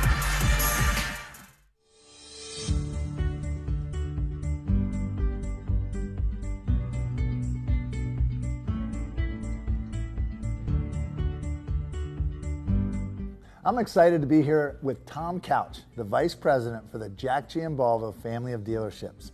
Tom, you and your staff have served this community in so many ways over the years. High School Sports Live thanks you for being a part of what we do, but you've served the York area community a lot longer than just us. Talk about how excited you guys are to keep this tradition going. You know, Jack Giambalvo started the business in the early 70s, and you know, he was born and raised in York, and this is where he wanted to start his company and grow it, and he's done a fabulous job with it. And you know, we have 10 different franchises in 4 locations, so we've grown to a point where Jack has always wanted to make sure, and his son John, to give back to the community. And so we look at High School Sports Live as an opportunity to give back and also have an awareness to our company with the young kids today. The new Mazda dealership is, man, this is state of the art. Not only are you selling cars out of here, but you're giving people in the community job opportunities. Talk about the uniqueness of the job opportunities. It's the VOTEC kid at high school, it's the college graduate. Talk about those opportunities. You know, in the world we live in today, it's tough being a young person today, and we realize that. And so some of the involvement areas that we focus on is, for example, the trade schools. And with the younger kids with VOTEC, they have an opportunity to learn a trade. So, for example, in our service department, being a technician, right. The days of just replacing spark plugs, filters, now it's very technologically advanced with computer skills. So we're involved with the kids from the VOTEC side with learning a trade of being a technician, and then also from the business side. If young people love cars and they've always been around cars and they just can see themselves, you know, having a career, being a salesperson can be very lucrative, and also you get to meet a lot of great people because everybody buys a car. Now you guys have also been creatively having to put people in cars. It's not just the new car, it's the used car, it's the max dollars on trade-ins. Talk about that, Tom. What does that look like right now for people in general? Yeah, the supply chain issue we have in our world today affects us also, but what we try to do to be transparent with the customer is Every car that we have committed from the factory to build, we have that on our website so people can come see what we have coming in. So we may not have 200 cars on ground right now, but there's availability for people to match their needs from new and used cars. That's awesome.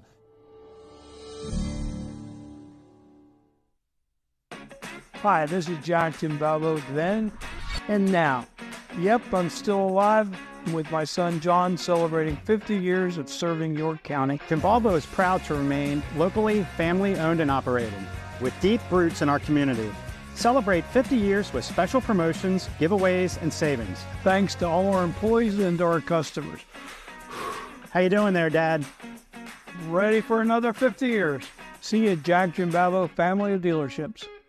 So a while back, I thought to myself, I'm never going to own a home. I'm going to have to rent forever. I didn't have money for a down payment. I had no credit history, and I just got out of a divorce.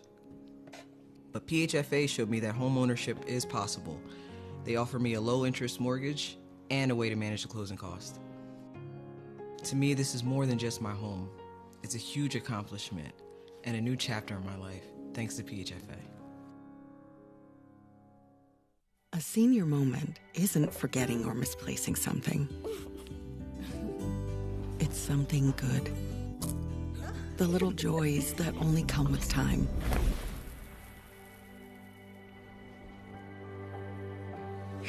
With Capital Blue Cross Medicare, you'll have the peace of mind to savor more senior moments. More coverage, more benefits, less hassle. Capital Blue Cross Medicare. Everybody knows Hoffman has it. Did you know Hoffman has even more? There's the fully stocked Hoffman Ford Parts and Accessories Department, the Hoffman state-of-the-art collision facility, confidence in our ultra-modern service facility, peace of mind with master technicians, satisfaction with low prices. Do I really need to say it again? Hoffman has it. Only at Hoffman Ford, Colonial Park. Hoffman Ford, just what you're looking for. Hoffman has it. And welcome back to an extended version of the Jackson and Valvo halftime report. We still have some time here left in the half. Thought it might be good to talk about in these two programs and maybe even around District 3 some of the great players that are out playing right now. So, Kate, start it off. Well, both programs have a lot of players at all levels. Obviously, we'll focus on the ones that are playing at the top levels. Obviously, Manheim Township, they have two freshman players, notable as Four has mentioned a few times. Hayden Johnson at Lehigh. The whole team is actually, for Manheim Township, is going to travel and visit him and watch him play at Army tomorrow. They have a receiver at Monmouth, as well as many other players that are quarterback at Harvard through the years named Luke Henry. And then Central York has, obviously, Bo Prabula at Penn State. You know something about him, too, yeah, right? I know him pretty well. And but then, you're not turning any of the secrets over tonight, right? Okay. Not yet, yeah. Right. And then Joel Goff is playing running back at Pitt. Some of the other players that we have around there, Mr. Ivy used to play here, didn't he? Yes, he did. Yes, he did. Receiver, big 33 receiver at Penn State. And the thing that you look at some of these players, probably the overall talent for both these football teams, they have seen years in recent past, Manheim last year especially, what a football team they had. And may not be quite as talented, but I'll tell you what, the effort, the togetherness, the way these kids are coachable and executing and just battling. And this is a great competitive football game. For our audience around Pennsylvania tonight, obviously Penn State getting ready for another season. Your brother's name mentioned a lot in that. He's been up there a couple of years now, playing West Virginia. In West Virginia, Morgantown, 70,000 of your closest friends hanging in on top of you. So what are we looking for from the Nittany Lions this weekend? That place is going to be rocking. I'm going to be there in person. Hoping the weather holds off a little bit. Yeah. Might have a little bit of weather up there. I don't know if people, I'm going to the game, so I'm checking the weather. I don't know if people are checking it. They're going to be watching from TV. But you don't usually see a week one game for Penn State that's not against a group of 5 school or something. So it's cool to have a test like them and be traveling on the road. A lot of times you're opening up week one at home. So it should be a real test. And new special teams coordinator, new offensive coordinator, new defensive coordinator. Really excited to see it. Cade's a little bit too young. His dad would tell you, Tad would tell you. What about Penn State playing Nebraska in the kickoff classic, right. USC in the kickoff classic in the Meadowlands, and this and that. But no, he's right. And a lot of teams like to get a game or two under their belt before they have some big contest, and that's not going to be the issue for Penn State. West Virginia, always a tough place to play. Penn State and West Virginia was always a big rivalry game for years, and Penn State got beaten by West Virginia finally when one of their former quarterbacks, Jeff Hostetler, transferred to West Virginia, and they beat him up there in a night game at WVU, but it was a good battle for years and years. And a lot of legends in those games, the Paternos, the Bobby Bowdens, a lot of those guys, and Don Nealon's teams. I mean, you talk about some great teams and great rivalries over the years. It's nice seeing him back down there, but it's a tough game to open up with to start the season. And we know a lot of you around Pennsylvania will be watching that. Again, tonight's PCN game of the week here, 14-3 at the half. Manheim Township leads Central York High School. We'll be back with the third quarter right after this.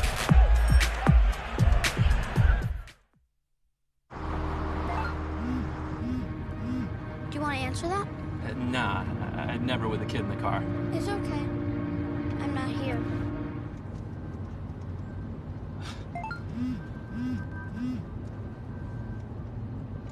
I'm there.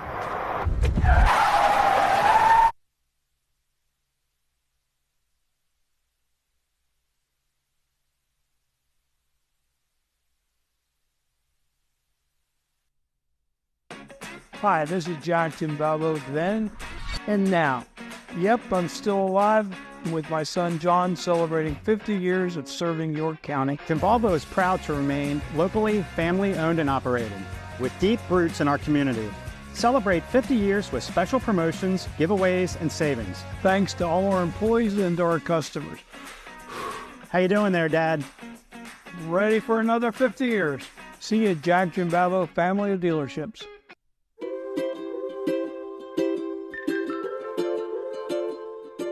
All across Pennsylvania, families are living their lives in their own homes. Not long ago, none of these families believed it possible. And then they discovered there was someone who could help. What was once only a dream is now a reality.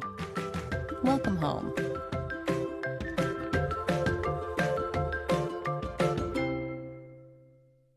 Everybody knows Hoffman has it. Did you know Hoffman has even more? There's the fully stocked Hoffman Ford Parts and Accessories Department, the Hoffman state-of-the-art collision facility, confidence in our ultra-modern service facility, peace of mind with master technicians, satisfaction with low prices. Do I really need to say it again? Hoffman has it. Only at Hoffman Ford, Colonial Park. Hoffman Ford, just what you're looking for. Hoffman has it. A senior moment isn't forgetting or misplacing something. It's something good. The little joys that only come with time.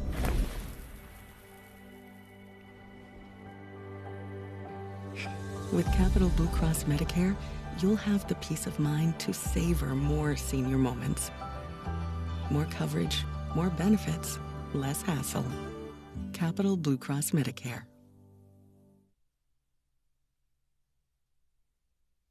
Live TV game of the week as we get ready to start the third quarter. And welcome to all of our fans from around Pennsylvania, the Pennsylvania Cable Network. And we are so happy to be bringing you this game tonight. Central York High School against Manheim Township right here at Gene Cruz Field at War Memorial Stadium, where it is First Responders Night and also Salute to Service Night. And Tanner Evans, who is the son of Mark Evans, head coach, the honorary captain. He's an Army veteran, and you can see tonight with the uniforms and what the cheerleaders are wearing that this is a night where they salute veterans. And we salute all you veterans around the state of Pennsylvania. And a tough, hard-nosed football player, Gary, for his dad here at Manheim Township. Exactly right. By the way, first half numbers for Nace, 7 for 10, 41 yards. Johnson, 9 rushes for 35. Smith, 4 catches for 22 for Manheim Township. Weiser, 7 for 11, 66 yards, 1 touchdown, 13 rushes, 62 yards for Clancy. And Haberbosch, 2 catches for 12 yards. And we start the second half here with Manheim Township kicking off. Look at that wind. The wind is kicked up here, and it's going to be a factor, I think, in the second half as 2 guys diving for the ball. And this wind is howling here now. All of a sudden, just started kicking up at halftime. And that ball's out of bounds. Central has a choice. They can take it right where it went out. They can take it 25 yards from where the ball was kicked, which is about right where it went out, or they can make them re-kick 5 yards back. I think they might have a couple yards on the 35. It might be 37. So I think you're going to see them take that. By the way, here's a big number that jumped in the first half. Travis Sparks with our stats here tonight. Total plays, 26-25 Central. First down, 6-6 Central Manheim Township. Third downs, 0 for 5 for Central, and third down conversions, 1 for 4 for Manheim Township. But check this. Tackles for loss, 1 for Central York, 8 for Manheim Township. Wow. And the average drive start tonight, the 34-yard line for Central, the 40-yard line for Manheim Township. So some numbers there that have some specific meaning. That Central is going to start the second half here with the football, and I believe the wind at their back. Coach Scott Yoder, calling the defense for Manheim Township, has to be extremely pleased with the way his defensive front has been able to limit the quarterback mobility for Central. Let's see if Central starts going up the middle here a little bit more in the second half with some runs. How about that right away as they get Legend Johnson, and Legend is brought down very quickly there. Legend Johnson smashed right in the middle, loss of 1, be second down and 11 yards to go. Back to the 39-yard, we're making right back to the 40 rather, excuse me. So second down and 11.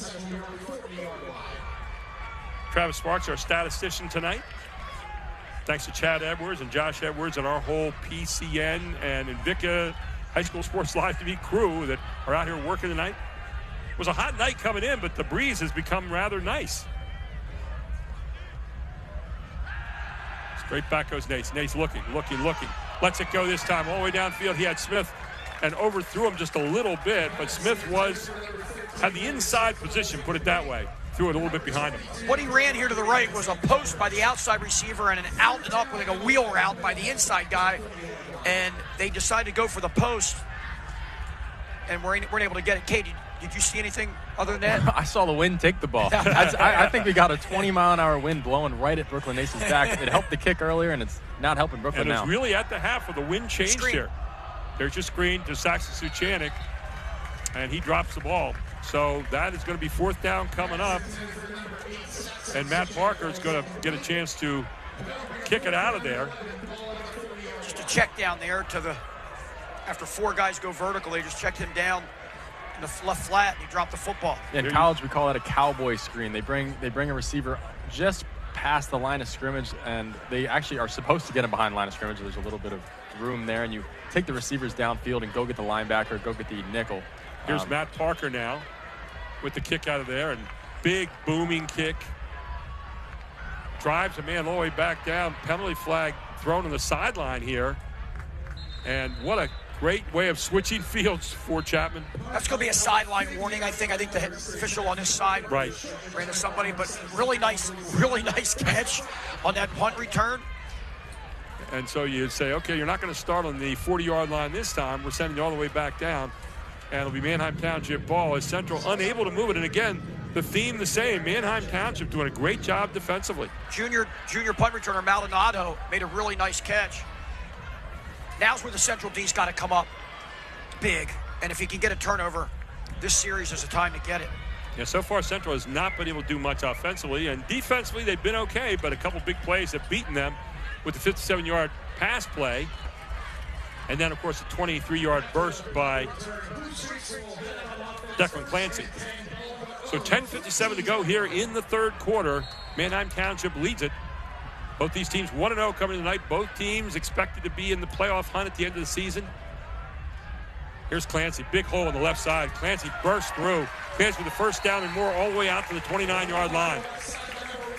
Had a guy in motion there, just widened about 3 defenders for Central York out to the sideline and just opened up the off tackle there for Manheim Township. You'll see that left side, and man, Clancy, I got to run through that hole. So a first down now for Manheim Township. You see it again right here. Take a look at this left side. Yep, just washing everybody down and widening them out with the motion behind the line of scrimmage. 29-yard line, 1st and 10 here for the Blue Streaks.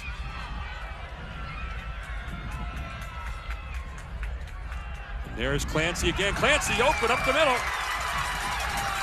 Clancy off to the races again from the 29-yard line, rumbles all the way down to the 30. That was a 2-back set with the quarterback. Clancy had the presence of mind here, as you'll see in this replay at the very end of this run. Knowing he was going to be caught from behind is just to cover that football. Line of scrimmage was a 29, somewhere around 37-yard run here by Declan Clancy, and look at the holes open up. This is the same play they scored a touchdown on earlier. It's just zone with an insert from the 2-back set. Really working well for Manheim Township. And there was Taylor Velu again, just smashing his guy in the middle of the line there and opening that hole.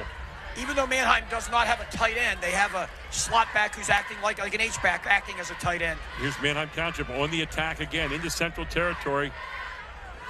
Ball at the 33-yard line. And again, it's going to be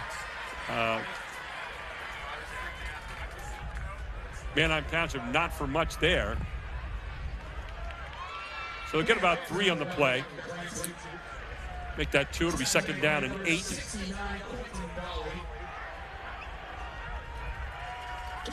So it's 2nd down and 8 now. Ball spotted at the 31-yard line. And Cade, they're mixing it up well so far as Manheim Township. Yeah, if Manheim Township can finish this drive off with a touchdown, it's going to put Central way behind and be tough to come back. With that run, Clancy over 100 yards already in the game. He is just a workhorse. There's Weiser again. Thrown into the wind. He's going to get run over. You're going to get a flag here, I think, or not. No. Unintentional. Both players going for the ball, but they got tangled up in the legs, I think. Weiser into the wind there, and had some pretty good stuff where that ball didn't seem to hang too much on him, but no, ball into the wind. Got rotating very well. It's actually the same play they scored on last week against Cumberland Valley. Corner route out of the tight set. And the same guy down there for Central helping to break things up, Cameron Gates. It looked like 2 receivers almost ran into each other coming across the field here. There you see, just kind of lobbing it down there, and you can see Gates running over the man. It could have made a case there for it, I guess. Yeah, the over route was running right up the back of that corner route for us. I see what you're talking about. Yep. So 3rd down and 8 now. Ball spotted at the 31-yard line of Central. Over the middle again. What a catch. What a pass by Weiser, and what a catch. Unbelievable. That's a catch of the night from Lex Haberbosch again. He's got glue in those hands. Wow. What a quick release, too, by that quarterback. Kate, I don't know if anybody else could have caught that ball. He put that right up on the hands, and Haberbosch with a huge catch here. Boy, does he throw a pretty ball. He threw him open right there. Watch this. Here's Weiser. And look at this catch. Over one defender, under the other. Took it. That is just a perfect ball thrown right there. And so now you're down at the 1-yard line, and guess who's going to get the ball here? He might sneak it. No, they give it to a big guy to hand it over, and right over the middle there, and that is Taylor Valu, and it's a touchdown. 1-yard dive, but how about that pitch and catch? Gary Valu has been doing a lot of lead blocking here, and now they give him a chance to go to pay dirt. And there you go. Big guy, give him a little bit of room, and he knows where to go with it. 20-3, and in to kick the extra point now is Johnny Morales. That's exactly what that was for. That was a thank you to him for all the holes he's opened up tonight. Sure.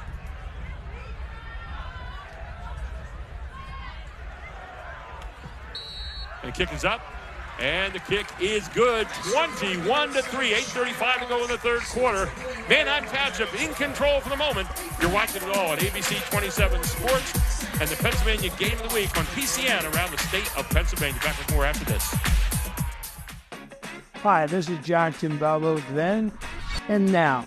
Yep, I'm still alive with my son John celebrating 50 years of serving York County. Timbalbo is proud to remain locally family-owned and operated with deep roots in our community. Celebrate 50 years with special promotions, giveaways, and savings. Thanks to all our employees and to our customers. How you doing there, Dad? Ready for another 50 years. See you at Jack Jimbabo Family of Dealerships. 6 plays, 86 yards, 2 minutes and 23 seconds. And guys, Manheim Township has got it in gear here so far. Yeah, I can't remember the last time Central York played a regular season game and was down this many points and didn't at least make a comeback. Now, if you're Central York, you're not down and out because of the ability to throw the ball, keep time on the clock. Right. If they're gonna show us anything tonight, I hope it starts on this drive. You got to change the narrative though that they've had so far. By the way, PCN Select enjoying this game. Get more Pennsylvania sports with PCN Select. Stream PIAA championship games, sports profiles, and more. All available on demand now with PCN Select. Gary Sutton, Cade Prabula, and Ford Chapman here at this big one tonight. And for Manheim Township dominating right now. They sure are. And this Manheim Township team has physicality. And they're playing just a little bit more physical, tough on the line of scrimmage, the linebacking core, etc. Not that Central York is not physical. But, Kate, do you notice that you're seeing just a lot of physicality from the Manheim team? Yeah, and they've been a physical team through the years. It's kind of been Central's weak spot through the years, if you think about it, is up front on the offensive line and the defensive line. Manheim Township just kind of controlling everything. So here's Central now, first down and 10 at the 31-yard line.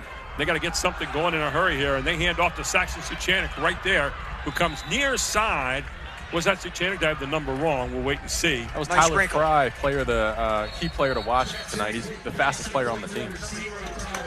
So near side run, and is he hurt? So we have a man down on the field. It looks like cramp. And what was really nice, you talk about some sportsmanship there. How about the Manheim Township guys helping the Central guy just point that toe in right away? Those things hurt, don't they? We'll take a quick break. We'll come right back. They're going to get the player up here, I think.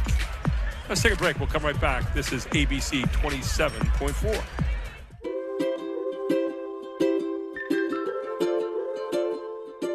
All across Pennsylvania, families are living their lives in their own homes. Not long ago, none of these families believed it possible. And then they discovered there was someone who could help. What was once only a dream is now a reality. Welcome home.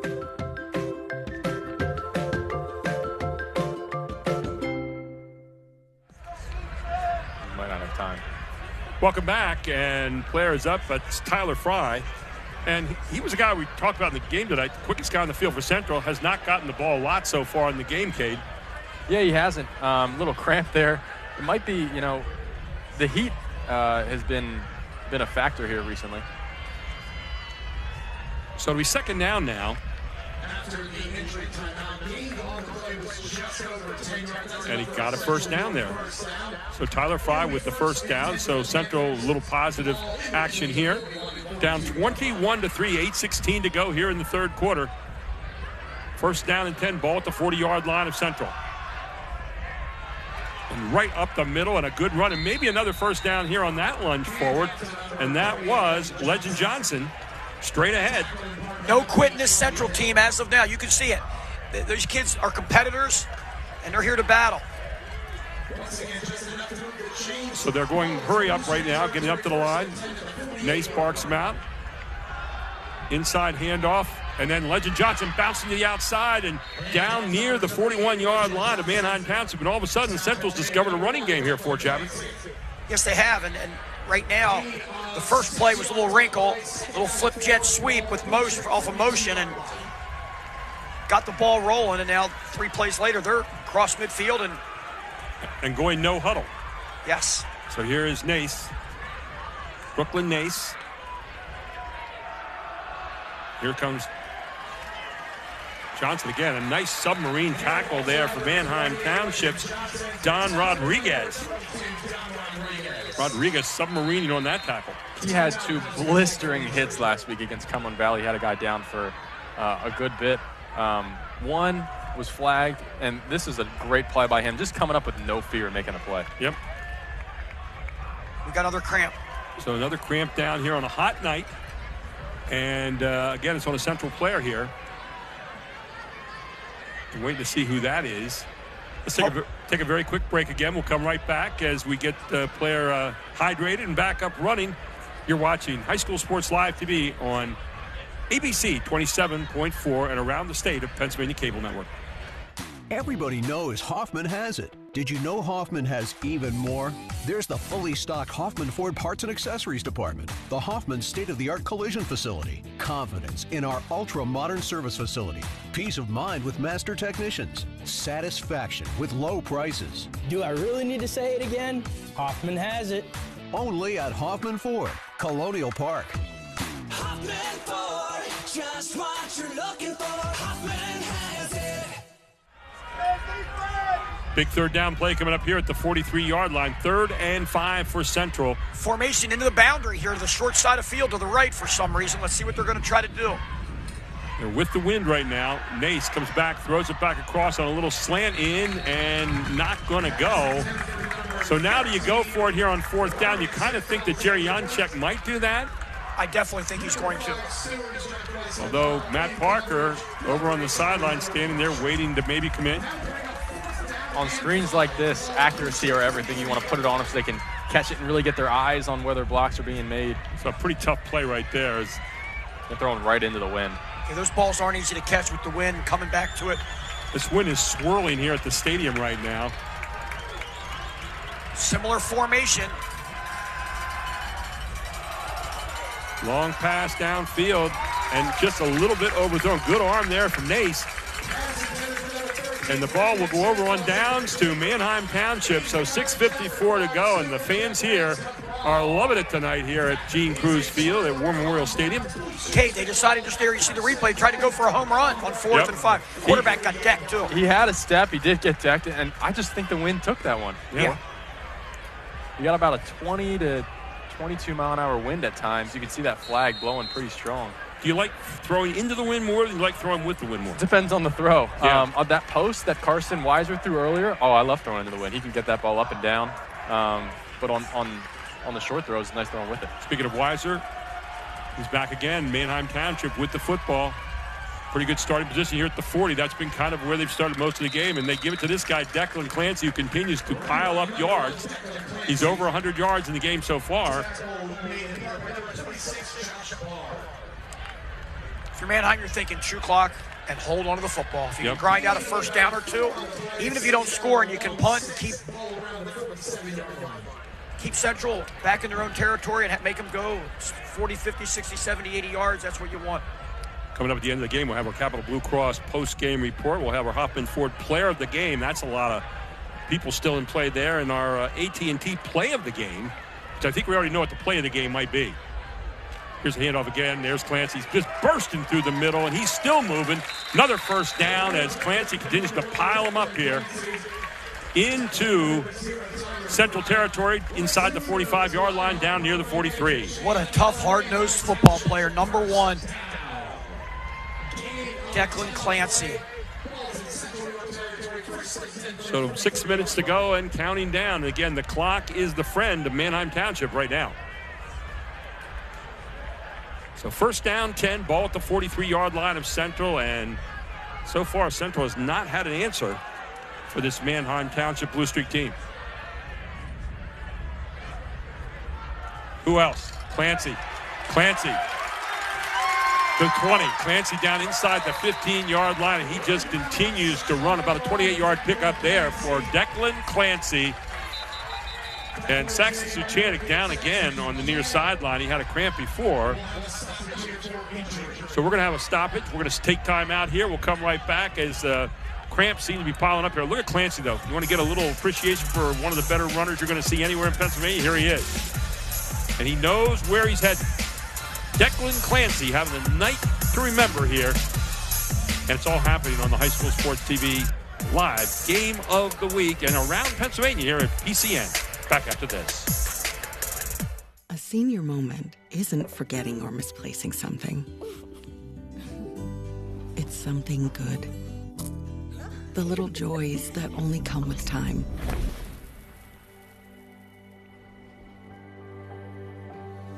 With Capital Blue Cross Medicare, you'll have the peace of mind to savor more senior moments. More coverage, more benefits, less hassle. Capital Blue Cross Medicare.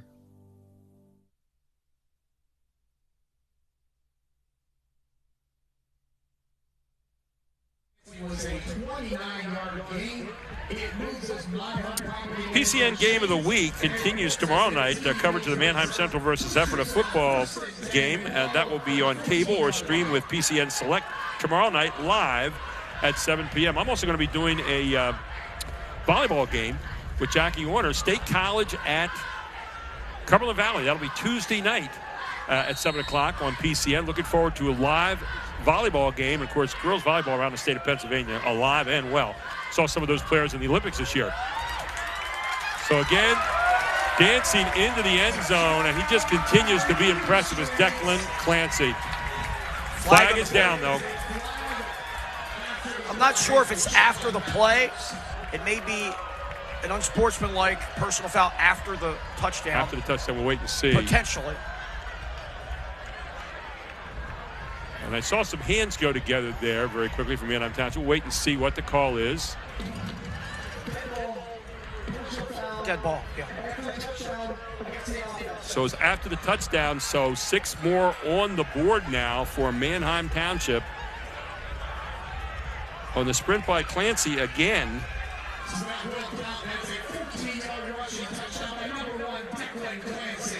His second rushing touchdown of the night. He has been dynamite so far, Cade Brabula. He has. And a credit to Manheim Township up front. The coaching staff just feeding them left and right. And the offensive line just pushing Central back.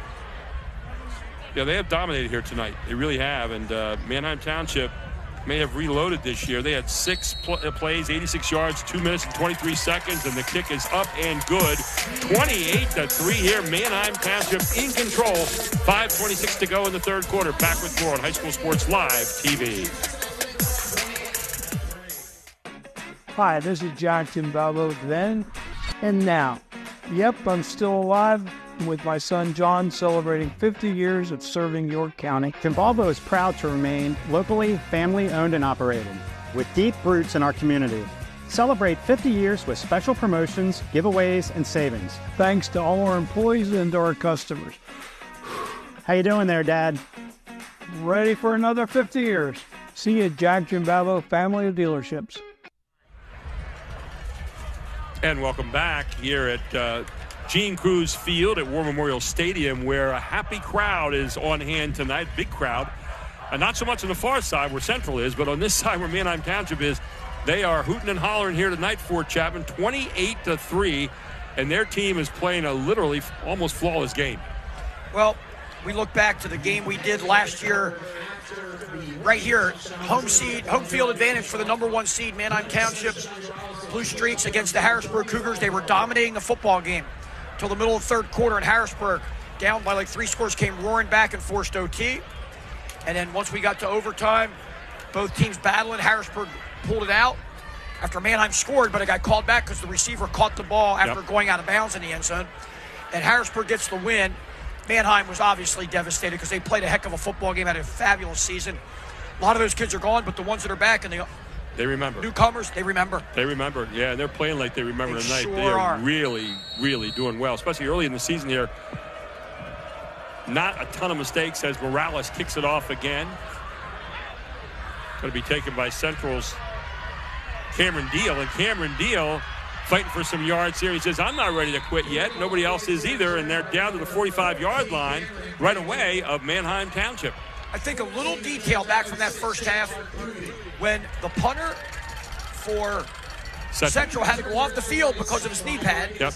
And Coach Johnson decided to go for it on 4th down. That changed the whole field position early in that game.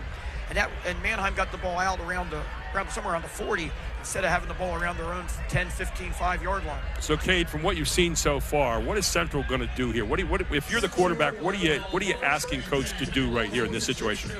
I'm asking Coach to just keep calling plays. You come in with a plan for the game. Manheim Township definitely going to be playing conservative. I'm asking him to just let me get the ball out of my hands. Let me get the ball into the hands of the receivers. And you want to leave here with some confidence. You're down 28-3. Want to gain some momentum heading into next week, if anything. Are you trying to establish a character right now? Every year, each team is a different team. Are you trying to establish a character here at the moment as to who you are and what you're going to rely on, or is it just the moment that we have at hand? Absolutely. Your stud running back is now at the University of Pittsburgh, and this is a different football team. And right now, like Kate said, you may not win. You're still trying to win the game right now, but you may not win it. Chances are you're not going to. You're down 25 points, middle of third quarter. But what you can do is build for the rest of the season. And by doing so, you got to get some positive plays together. Everybody's got to stick together, fight the adversity, look it right in the eye, and just keep battling a very good defense. Yeah, you remember you're only in the second game of the year, so everything is not on this game. It's an important one. It's one you want to win, but at the same time, you want to keep on trying to establish who you are. So here is Brooklyn Nace. Handoff right away. And up the middle goes, I believe that was Legend Johnson with the football. And Johnson's been very positive. I think that's one thing you can look at this evening for and say, Legend Johnson is a guy we can get some more running out of here as we move forward. Yes. Central had a good series going last time, but it bogged down. And again, this time, just being met in that backfield. This defense tonight, that was a pancake tackle right there. That guy has been all over the place. Like Julian LaRue, we have called his number a few times, 89. And yes, he has. Woo, 3 big plays I've seen him in on so far, at least. So it'll be 3rd down now and 6 yards to go. And you know you're in 4-down territory here if you're Central. Man in motion. Brooklyn Nate's going the opposite way. Looking. Nowhere to go. He's going to try to run it himself. And we'll take it out of bounds. I think he got the 1st down there. Now, he was being chased the whole time. Yeah. And he did a nice job gaining 6, possibly picking up the 1st down. But he had nobody open. Nope. And that's been all night, Kate. Yeah. Very rarely are people open down the field. And when Nate tries to go do something on it with his feet, which he's used to doing and he's good at, there's somebody almost always there from Manheim to get him. In this case, he with that good quick fake off the snap, he got out of the pocket and was able to get by the D-end right away. Is it a matter of Central's receivers are not able to get open tonight, or Manheim Township is playing that good defensively in the backfield? We'll ask that question. Maybe you guys can answer that here in a moment. Yeah, that's what's causing them not to be open, no doubt. So 1st down at the 33-yard line of Manheim Township. Central in a must-score kind of situation if they are all to get into this game.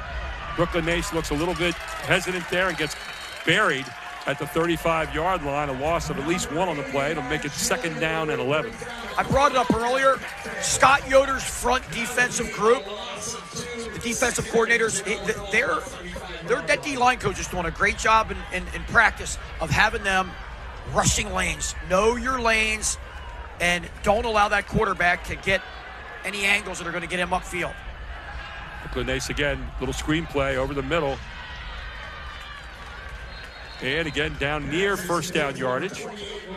Had Legend Johnson again. And you know, the key here is get the ball in the hands of Legend Johnson and let him go out and do some open field running. That was a good play because there was a lot of pressure coming on the quarterback, and a screen is usually good against pressure as long as the quarterback has enough time to get rid of it, and he did there. Yeah, this is just Legend Johnson's 2nd game.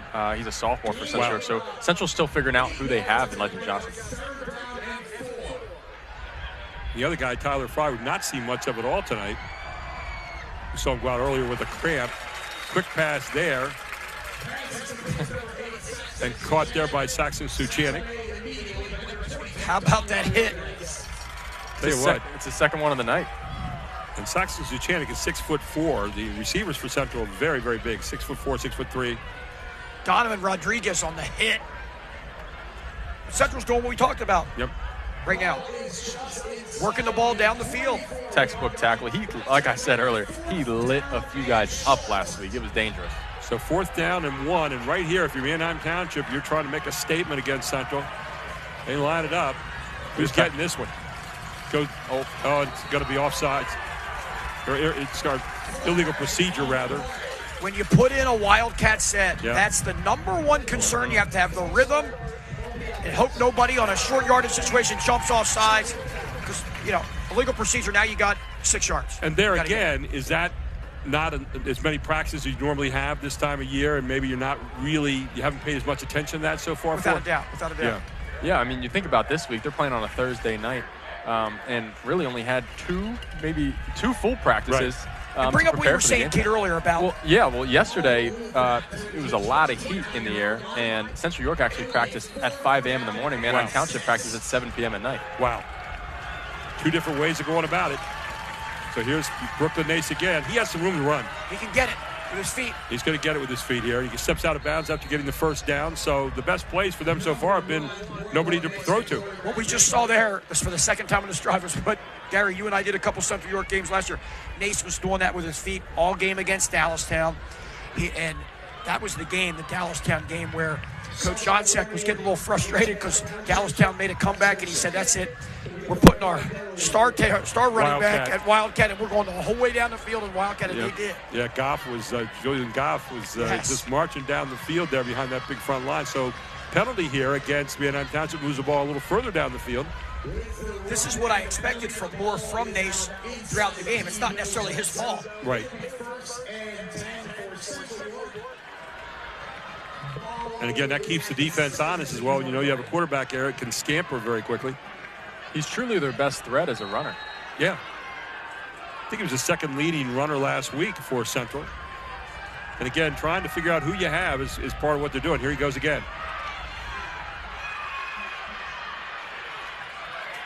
and just nowhere to throw it.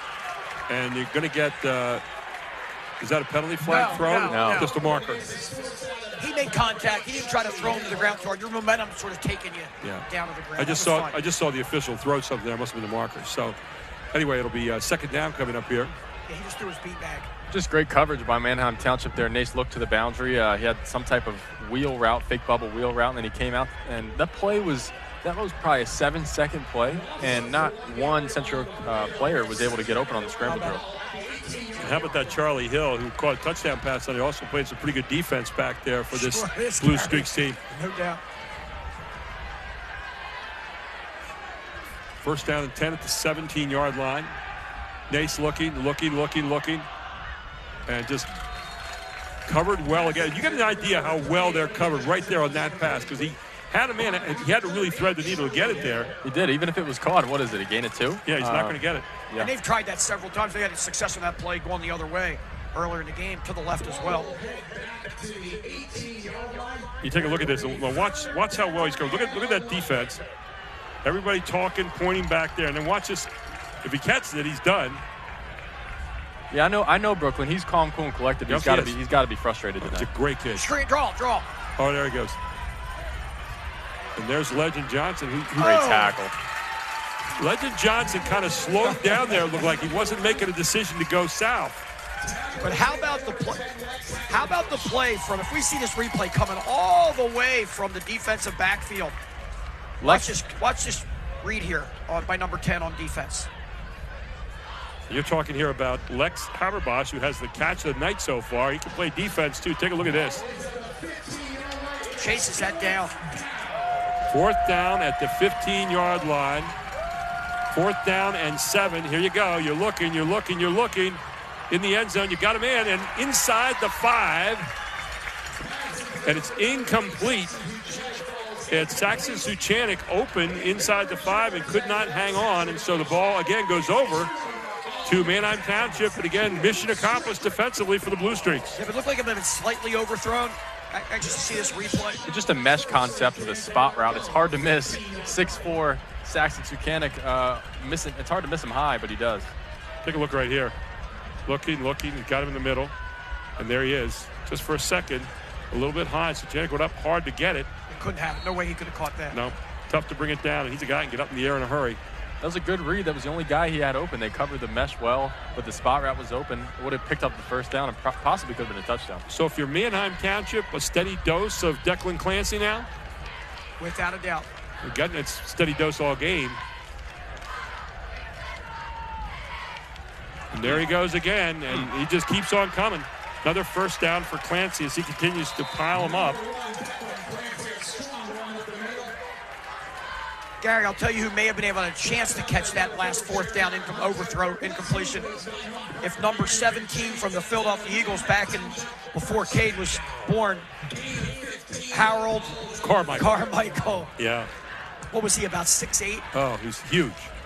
How about this? 4 plays, 57 yards, 128. Clancy, 20 for 174 and 2 touchdowns so far. And he just added to it there. And check this out. Plays longer than 12 yards, Central 1, Manheim Township 7. What I say for? I said big plays are going to win this game. You got it. Right. I wanted to bring that out. So tiptoeing into the line this time, not a whole lot. Clancy again, and under 18 seconds to go here in the third quarter as Manheim Township raising up the helmet saying we're ready to go to the fourth quarter. They can do it. They got a 28-3 lead as we head to the fourth. You're watching High School Sports Live TV on ABC 27.4 and around the state tonight on the Pennsylvania Cable Network. Back with more in the fourth quarter right after this. In the dynamic world of construction, Groff Tractor and Equipment stands as your trusted John Deere and Workin' dealer. With our extensive range of construction sales and rentals, we provide the equipment you need to tackle any project. But our commitment doesn't stop there. Our comprehensive parts and service departments are there to make sure your equipment is operating at its best, minimizing downtime and maximizing productivity. Our dedicated technicians ensure your equipment operates at peak performance. Our technician internship opportunities provide a pathway to a successful career. Learn from skilled professionals and grow with us. Trust, reliability, and exceptional service. That's Groff Tractor and Equipment. Stop by, give us a call, or visit our website today for more information. Groff Tractor and Equipment, your #1 source for everything under construction. The PIAA Fall Championships return to PCN Live this November and December. Visit PCNTV.com for details, and welcome to our whole audience from PCN as we head to the fourth quarter. All around the state of Pennsylvania tonight for the PCN Game of the Week. And also, this is our High School Sports Live TV Game of the Week. Big matchup expected here tonight, and so far it has been Manheim Township in control, and they've got the football here to start the fourth quarter. 2nd down and 10 from their own 30-yard line. And look at this, downfield, wide open. Wow. And that guy has been understated tonight. Carson Weiser with a beautiful pass downfield, and Manheim Township says, we're not done scoring yet. Haven't needed him a ton tonight, but when he's had his chance, he's taken full advantage. Charlie Hill is a good target. I know you and your brother run some clinics and camps for quarterbacks. What do you like about his motion? What do you like about the way he throws it? He has what I call a quick arm. The ball comes out quick when he decides that he's going to make the throw. The ball comes out quickly. So here they are, 1st down and 10. Right away in the Central Territory at the 42-yard line. There's Clancy again. Clancy finds another hole and just weaves his way through. You know, one of the things that's fun to watch about with Clancy is he waits for his blockers. He lets his blockers get the holes, and then he picks his way through. He has great patience. Yes, he does. Yes, he does. I'm just impressed with Manheim's offense to be able to line up in these spread sets without a tight end. Now, granted, they have an H-back, and he's sort of takes the spot of a tight end. But Clancy's able to find those holes, like you said, and he's getting really good blocking up front. The Central York team's going to win a lot of football games this year. Oh, yeah. Are they doing anything intricate along the line there? Are you seeing a lot of stunts? Are you seeing a lot of pulls, that kind of thing? What are you seeing there? Traps? Yeah, a few traps here and there, but they're basically doing a lot of zone blocking and getting. So here they have the 2 back in the backfield. They're probably have the big guy lead to Clancy. Give it to. No, they're going to throw it. They're going to keep going through the air. Look at Weiser, and almost threw an interception there. That was not a good choice. Even though he had Haberbosch, who's been making some pretty exceptional catches tonight on the other end. Manheim Township is blocking offensively on that front as a unit. They're in unison. They are taking care of their assignments, and nobody from Central's been able to really. Here you go. Watch right here. And look at the poise of Carson Weiser. Just looking.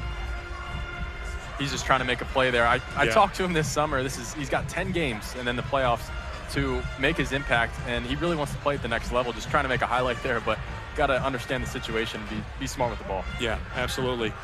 He's 6'1", 195 pounds. Oh. And there you go, just running right up the middle again. Declan Clancy, when you have a question, there's where you go. He's the exclamation point on this offense. You brought up earlier about the sportsmanship. You're seeing it here. You've got a Lancaster-Lebanon team against the York County team. Sometimes situations like that, it may not be that. You know what? It starts with the 2 head coaches. Yep. 2 great guys, run fabulous programs. They're committed. Their kids are committed. And they know there's a lot of football left in this season. In Central York, like I said, they're going to win a lot of football games. They've got a solid football team. Mark Evans from Manheim Township, Jerry Onchik, both of them teach values as well as teaching football, and it's fun to watch. 10 minutes left in this one. 28-3, and Manheim Township, 1st down and 10, ball at the 25-yard line of Central.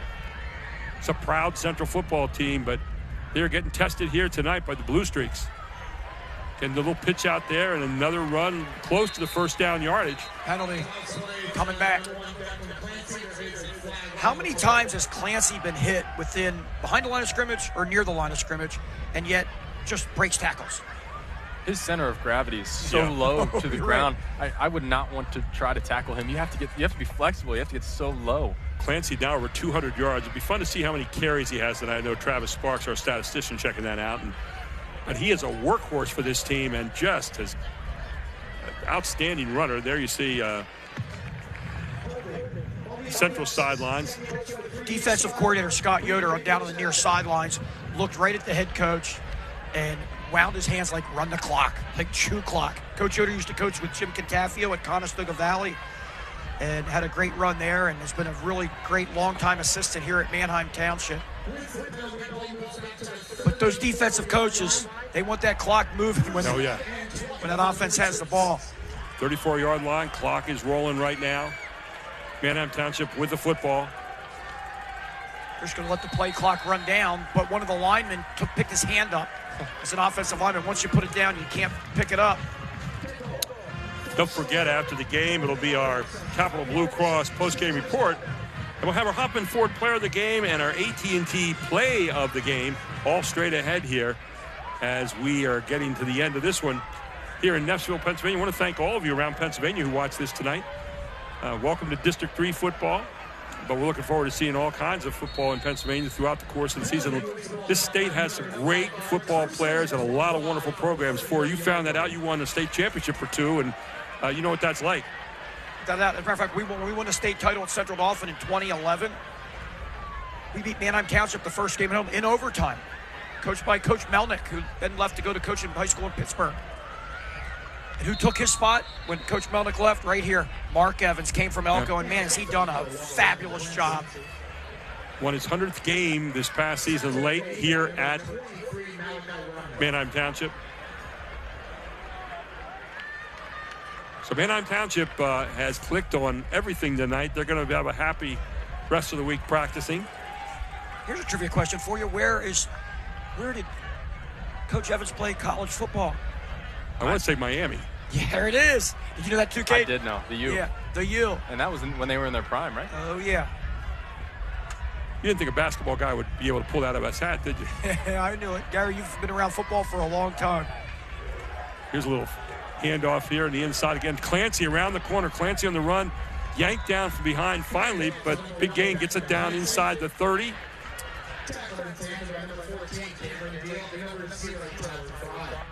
What do you like? What do you like about Clancy? I mean, what are some of the attributes that makes him so good? Rugged, center of gravity, as Kate alluded to.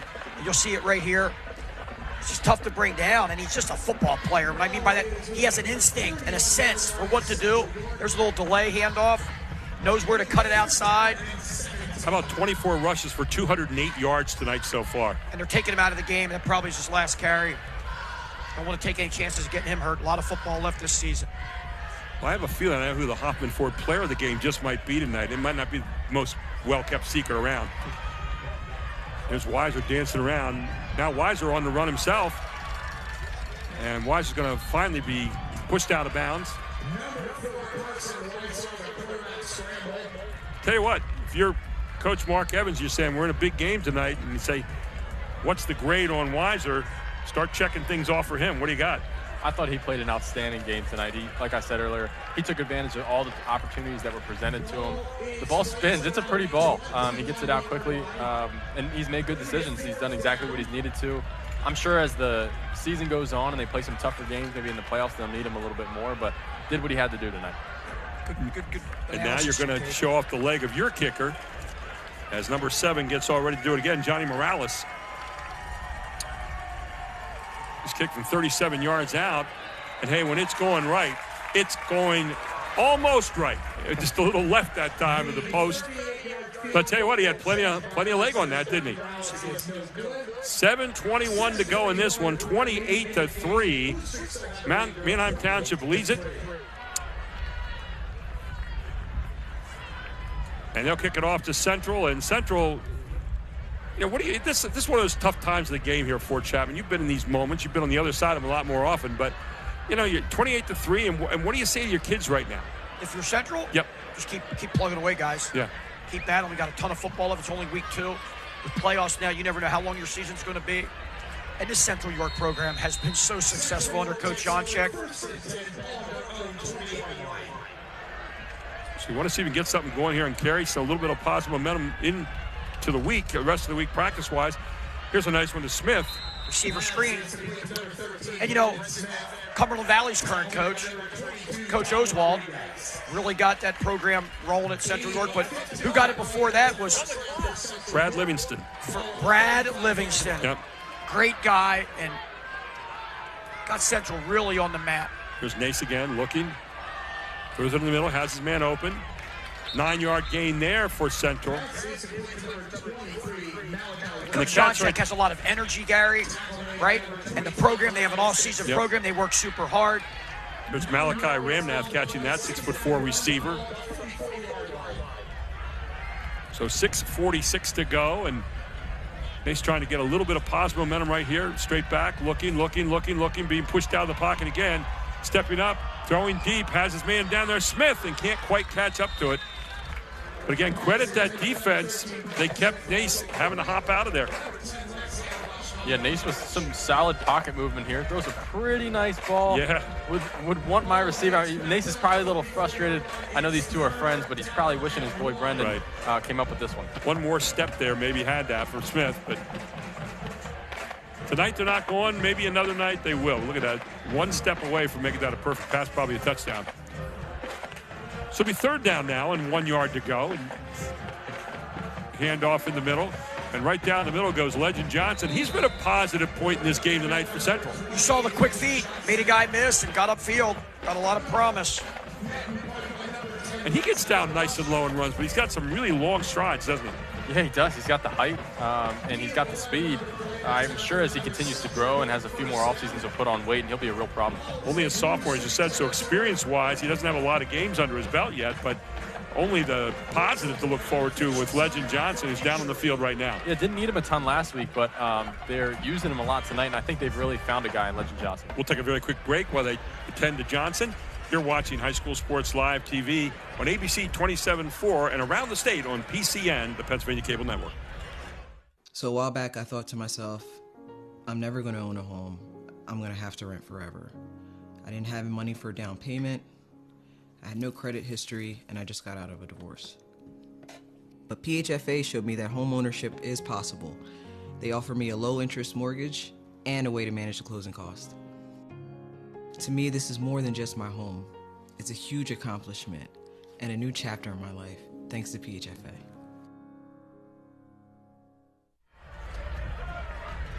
And welcome back, and Johnson up and going off the field.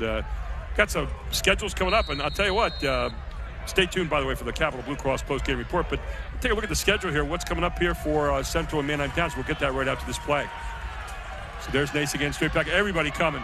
They throw the screen pass, and just diving inside, but again, another great defensive play. And number 22, that was Don Rodriguez. We called his number a lot tonight. Does he have an eye on the football? Oh! Yeah, Don Rodriguez is a hell of a player. He's got Stony Brook, St. Francis, Monmouth, Maine, and a preferred walk-on of West Virginia. He'll be playing at the next level. How about that? Second down and 9 now for Central. Nace rolling right, looking right, being flushed out again, throwing to his man, but out of bounds. So it'll bring up third down. So let's take a look at the schedules here very quickly for these two teams so for coming Central up. York, out of league, they play next week. They travel to Delaware Valley. Wow. They played them in the state bracket a few years back, and then later in the year they play Ohio powerhouse Archbishop Hoban at home. Wow. October 18th. A game I'm looking forward to for Central York is one we did last year on High School Sports Live, Week 6 against Dallastown. Yep. We saw last year, even though Central won that game and was better in that game, we saw last year, Gary, where this Dallastown team had a lot of young skill players, and their coach was feisty. And I saw Dallastown won by 19 points over Hempfield Week 1. That should be a heck of a game to look forward to. And they got some York County. Division I talent there as well. Now, how about for Manheim Township? What do you got coming up there? So next week, Manheim Township travels to York High, who isn't as good as they have been in years past. I think they're playing Hempfield tomorrow night. Okay, and then after that, they travel to Plymouth Whitemarsh, and then they start the Lank Leb schedule. Wow, okay, so Plymouth Whitemarsh down the Philly area. Known more for their their football team has been decent over the years, but basketball, they've been pretty tough for years. They won a state championship back in the 60s and 70s. Yeah. So, yeah, Plymouth Whitemarsh always been a pretty good basketball school. Manheim Township, of course, one of their famous alumni, Jim Furyk, U.S. Open champion. And he also was a basketball player until he broke his arm one year, and he became a manager on that team. How about that? Furyk, by the way, I had a chance to see him in high school. I was running some tournaments he played in. He was third man on their team when he was a junior. Third man. He won the state championship a year later, and then, of course, he didn't do too badly on the pro circuit after that. How about it? Third man on the golf team. Third man on the golf team. They had a pretty good golf team for a long time. Now, people at home, I brought up Gary in his golf game. His driver looked like the kicker from Central York. Well, I'll tell you what, got a chance to golf with Gary last spring, and I didn't realize he was that good. How about it, Cade? Yeah, he's got a nice, smooth, well, and Cade's just picked swing. up the game here. He's a third year, you said you've been playing? Yes, my third summer. Guy's got a great swing. He's a perfectionist. So these quarterbacks are all perfectionists. So. Gary got around a 77 against me, and he's going, I'm not playing well today. Well, 4th down and 5 here for Central. And back goes Nace, looking. Here comes Township again. Nace can't find anywhere to go. Finally does, and may have gotten the first down with that last lunge right on the line. Wow. Absolutely nothing open, just rolling to about 3 outbreaking routes on different levels, and then cutting back, making a few guys miss, and giving his team a chance. Short. All depends on the spot. Nose is on the line, but I think he had to get just beyond. Oh, they're saying first down. So that little last lunge there by Nace got it. 5 minutes to go in this football game. Saw the official walking in. It looked like his foot was on the other side of the line. Yeah. They put that ball right on the line. They say football can be a game of inches. It sure can from time to time. Just a 3-man rush right now from Manheim Township. They're still putting heat on Central at the moment. Oh. And they find Smith, Brendan Smith. Back judge has a penalty way back. Well, it came across his helmet with the hand down or the arm. I'm not sure if that's what they saw. We'll see right here.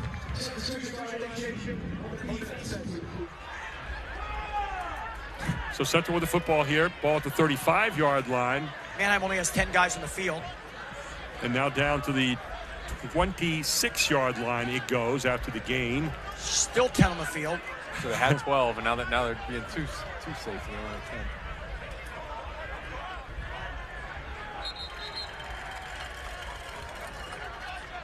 How about now? Here we go. 10. Still 10 on the field. And the coach on the side from Manheim Township was saying, we're counting, guys. Come on. Let's see if Central can move the ball. And finally, Mark Evans says, okay, I've had it. Timeout. We'll take one as well. 4:49 to go in this one. Manheim Township comfortably in the lead, 28-3. All here on High School Sports Live TV on ABC 27.4 and around the state on PCN, the Pennsylvania Cable Network. A senior moment isn't forgetting or misplacing something. It's something good. The little joys that only come with time.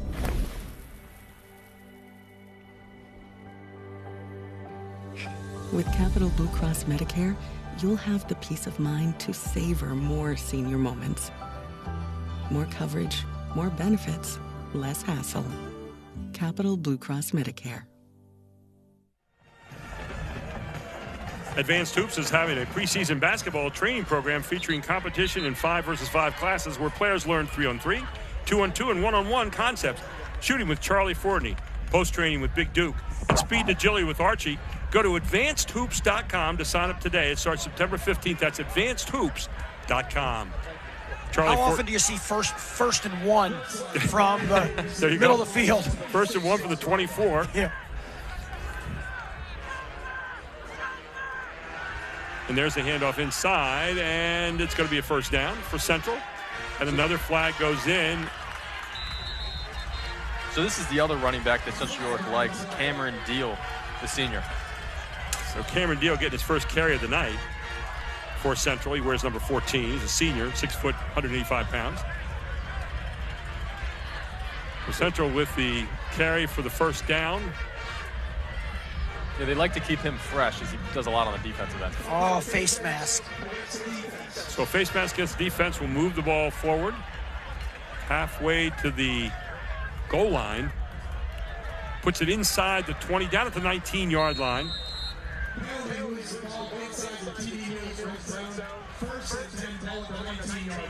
First and 10 for Central. And another flag.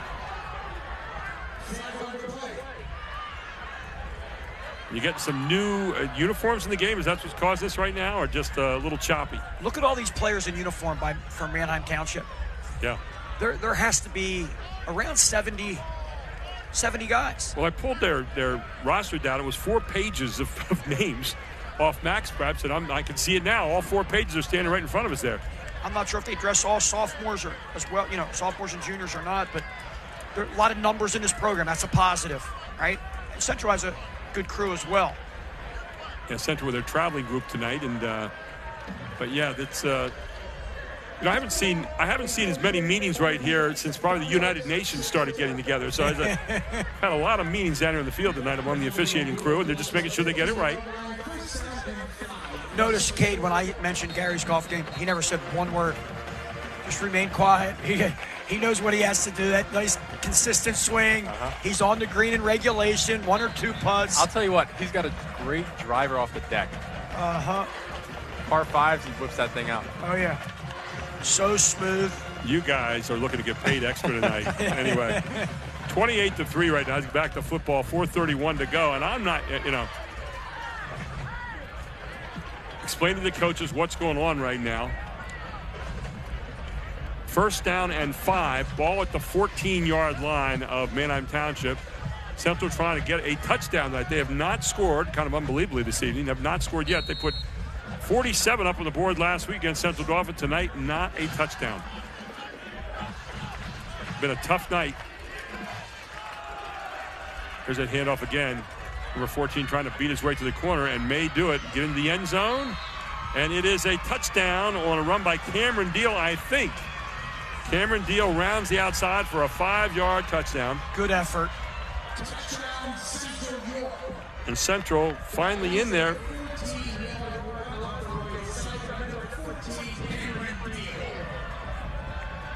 Cameron Deal with the first Central score tonight. With still 4:17 to go, so Central with a little something positive here.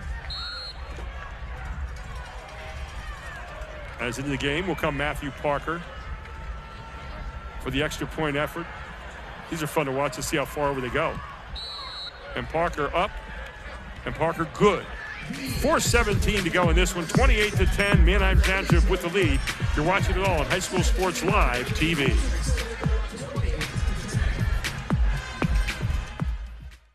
Everybody knows Hoffman has it. Did you know Hoffman has even more?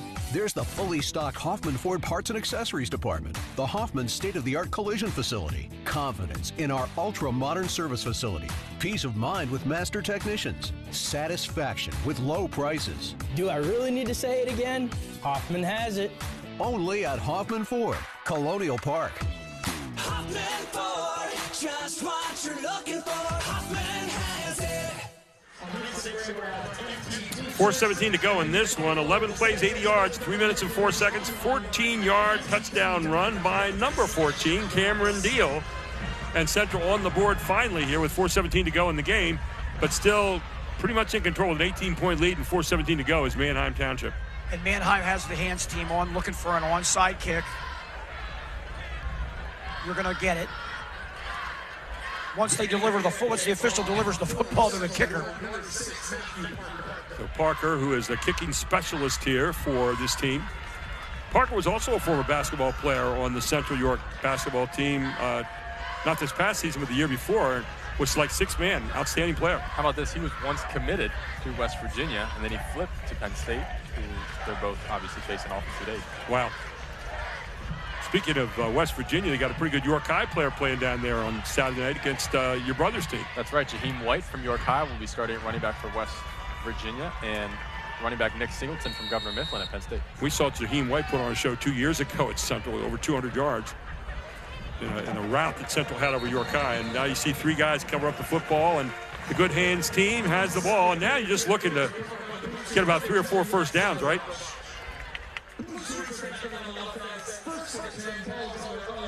On that onside kick, the kicker, his plant foot was offsides, but that's one time where you're allowed to do so, but you can't line up offsides. He was lined up offsides. The official on the side said, you got to back up. When is one time you can have your knee on the ground and they don't blow the whistle in high school football? Oh, no. And college. Holding. Yeah, holding for a kick. Right.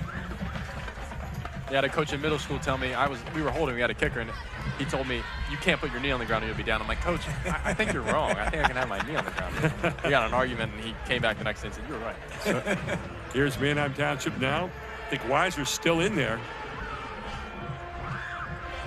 There's a good run, again, about 8 yards on the pickup there for Manheim Township. They have really established the running game here, especially the second half. Started late in the second quarter, and the second half they've really dominated on the line for.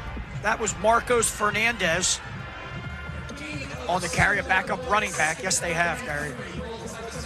Yeah, the way they ran the ball last week, the way they're running the ball today, it's tough to lose games when you're controlling the line of scrimmage like that. So Weiser's still in there at the quarterback right now, but you know he's handing the ball off to running backs all over the place. Because they just want to salt this one away. They're letting the clock run down.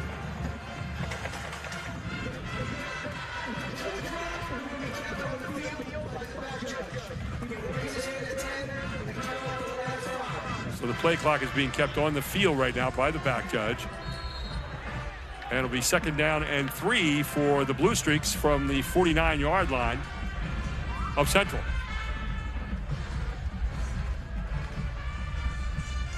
Taking as much time as they want to here, letting that clock run down. Really confused with why they have Weiser out there. Yeah. Another good run here, just short. In fact, and they did not. Picked up by Central. All the way down, and they're calling, he lost the ball. But they're calling it down back here at the 49-yard line. One of the officials is waving his hands. Late whistle.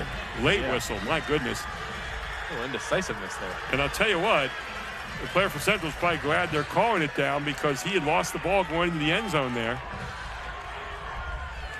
That was Jeremiah Hunter who was carrying the ball downfield there, and they caught up to him right at the end. Take a look at this. This is a weird play. Just whistle not called. Oh, the ball was loose. The ball was loose. So you pick it up. Now they're talking about it. That's probably why they didn't blow the whistle. A lot of times officials are told now, if you're not sure, hold tight and let the play itself out, then we'll talk about it later. And that was Josh Barr. He was already in the end zone before he actually fumbled the ball. So Josh Barr picked it up. Let's see if that they go back with this again, because nobody you're allowed to advance the loose ball there, right? Yeah. That would have made this game interesting. Oh, and Coach Johnchek out here. He is hot. He's hot again. That's his second time. He came all the way across this time.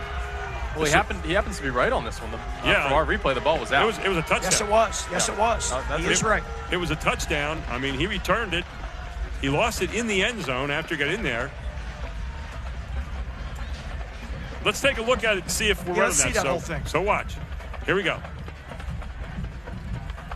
And we'll reset it again here. Now here the ball gets lost. You can see it's out here, so it is loose. Yeah, definitely. So there's no question about being out. So Josh Barr picks it up. Josh Barr's heading down the field. Now, to be fair, he probably would have scored if he was running full speed. They were blowing the whistles and shutting it down. Right there, he's actually knocking it loose as he gets before the goal line. So our Invica crew right on top of that. So the question now is, did that count? Does it come out to the 20? It looks like they're going back to the original line of scrimmage here. Makes sense for bringing the defense out. And right there, he loses control of the ball. I believe prior to getting in the end zone.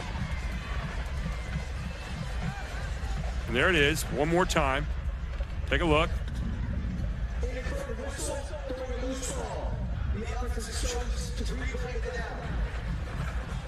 Oh, so there was an inadvertent. Here's what happened. Inadvertent whistle means while the ball was loose, they're not calling he was down. They didn't say he was down. They're saying it was a fumble. But some official, one of the officials, blew the whistle thinking it was down.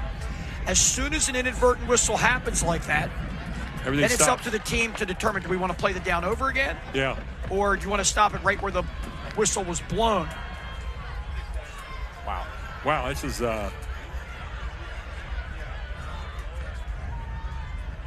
Makes sense? Very interesting, yeah, okay. They're explaining it to Mark Evans right now. So Mark Evans can say, let's say it was a 40-yard gain by Manheim and then there was an inadvertent whistle. Mark Evans could say, we want the ball down there 40 yards. We don't want to replay the down. Right. But he has a choice because it was their ball when the play was dead. Blown dead. It had been their ball.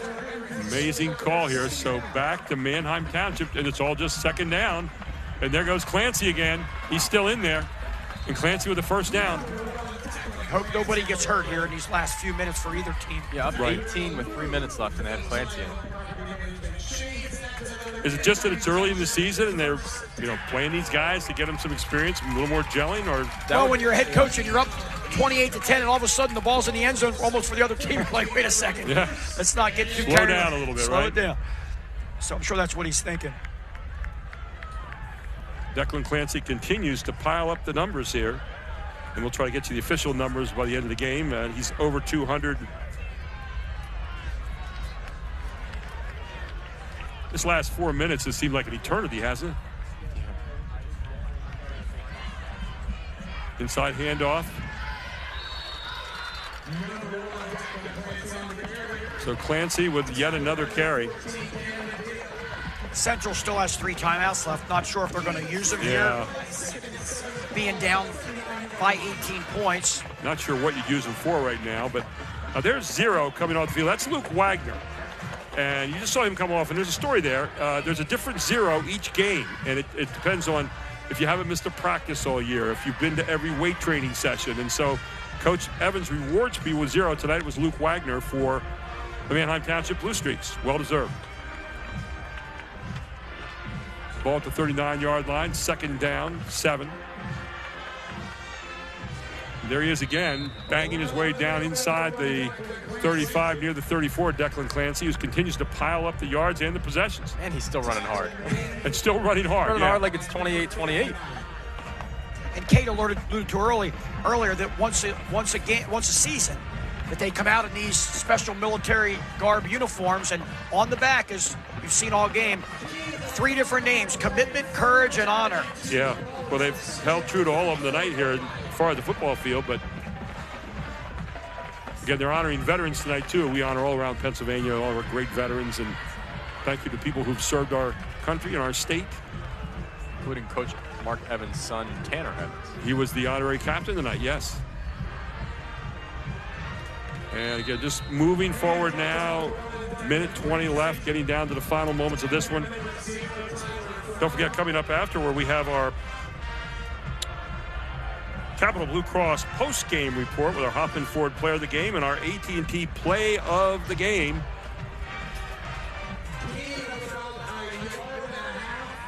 So it'll be 4th down and 2, and no hurry to run the clock here as Manheim Township. Well, they've made a statement here early in the season. Fort Chapman has Manheim Township. Yes, they have. Got an interesting game on Saturday at 12 noon. McDevitt and Harrisburg renewing that rivalry, that city rivalry, even though McDevitt has moved from the city. The game's at McDevitt. That's going to be a great one. And both teams now, is the clock going to run down here? We're getting some new people in there. Timeout call with 42.5 seconds or 42.6 seconds to go. And, yeah, it's been an interesting night tonight, Cade. You look at Central, obviously not the night that they had envisioned, and yet we know they're going to be pretty good throughout the course of the season. Yeah, they are. It's going to be a tough ride back over the Susquehanna River for Central. Like you said, not what they were hoping tonight. If I'm Brooklyn Nace, I'm playing quarterback for Central tonight. He didn't play a bad game. He just didn't have a ton of opportunity. And the defense was tough up front early in the game, but they got winded, it looked like, and there were some big holes in the third quarter. For Manheim Township, you found out you're pretty good tonight, and with a possibility of getting even better for Chapman. You have a great mixture of run and pass. You have defense that comes up. They're going to try a little sneak here, try to get the first down and end the game, which they get. But the defense really did a good job on all facets. Yeah. And you said, like, so many tackles for loss and several big plays offensively from a first-year starting quarterback, but somebody who has been behind a big 33 quarterback, and biding his time to get his chance, and he got it, and he really performed against Cumberland Valley last week, and out of conference game, and then again this week. So last week they put 42 on the board. Tonight they put 28 up against a pretty good team with Central, and it'll be interesting to see where Manheim Township goes from here. They've got a great schedule. So under 10 seconds now to go in this one. 28-10 is going to be your final score as Manheim Township defeat Central tonight right here at Gene Cruz Field at the War Memorial Stadium, and a big win here tonight early in the season and a statement game for them. Manheim Township, the winner here this evening. We'll take a break. We'll come right back with our Capital Blue Cross post-game report, our Hoffman Ford player of the game, and our AT&T play of the game, all here on ABC 27.4 and the Pennsylvania Cable Network. Back with more and the post-game show right after this.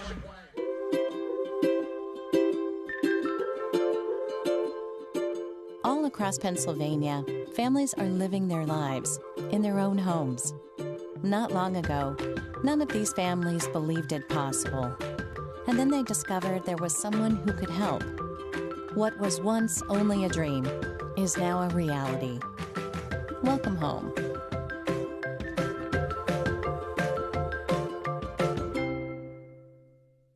Everybody knows Hoffman has it. Did you know Hoffman has even more? There's the fully stocked Hoffman Ford Parts and Accessories Department, the Hoffman state-of-the-art collision facility, confidence in our ultra-modern service facility, peace of mind with master technicians, satisfaction with low prices. Do I really need to say it again?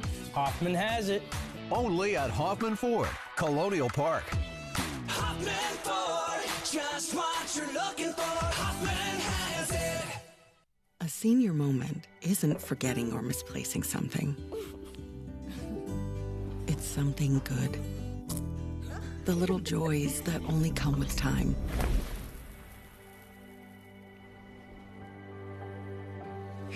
With Capital Blue Cross Medicare, you'll have the peace of mind to savor more senior moments. More coverage, more benefits, less hassle. Capital Blue Cross Medicare. And welcome back to our Capital Blue Cross post-game report. Your final score here tonight. Manheim Township, the Blue Streaks, winning 28-10 over the Central York Panthers in an early season intersectional statement game here tonight.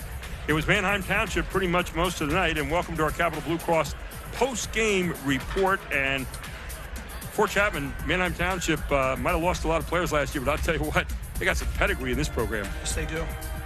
Obviously a great off-season program.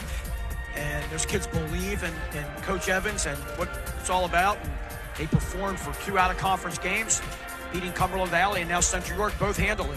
When you got a guy like Declan Clancy there, and then a guy stepping in here. I was really impressed tonight with Carson Weiser and his savvy at quarterback here this evening. No doubt. When you look at Central tonight, a tough game. Panthers come in here, and they were squaring off with their defense for a while, 7-3, and then it kind of got broken open. And Central could never, ever establish the passing game at all tonight.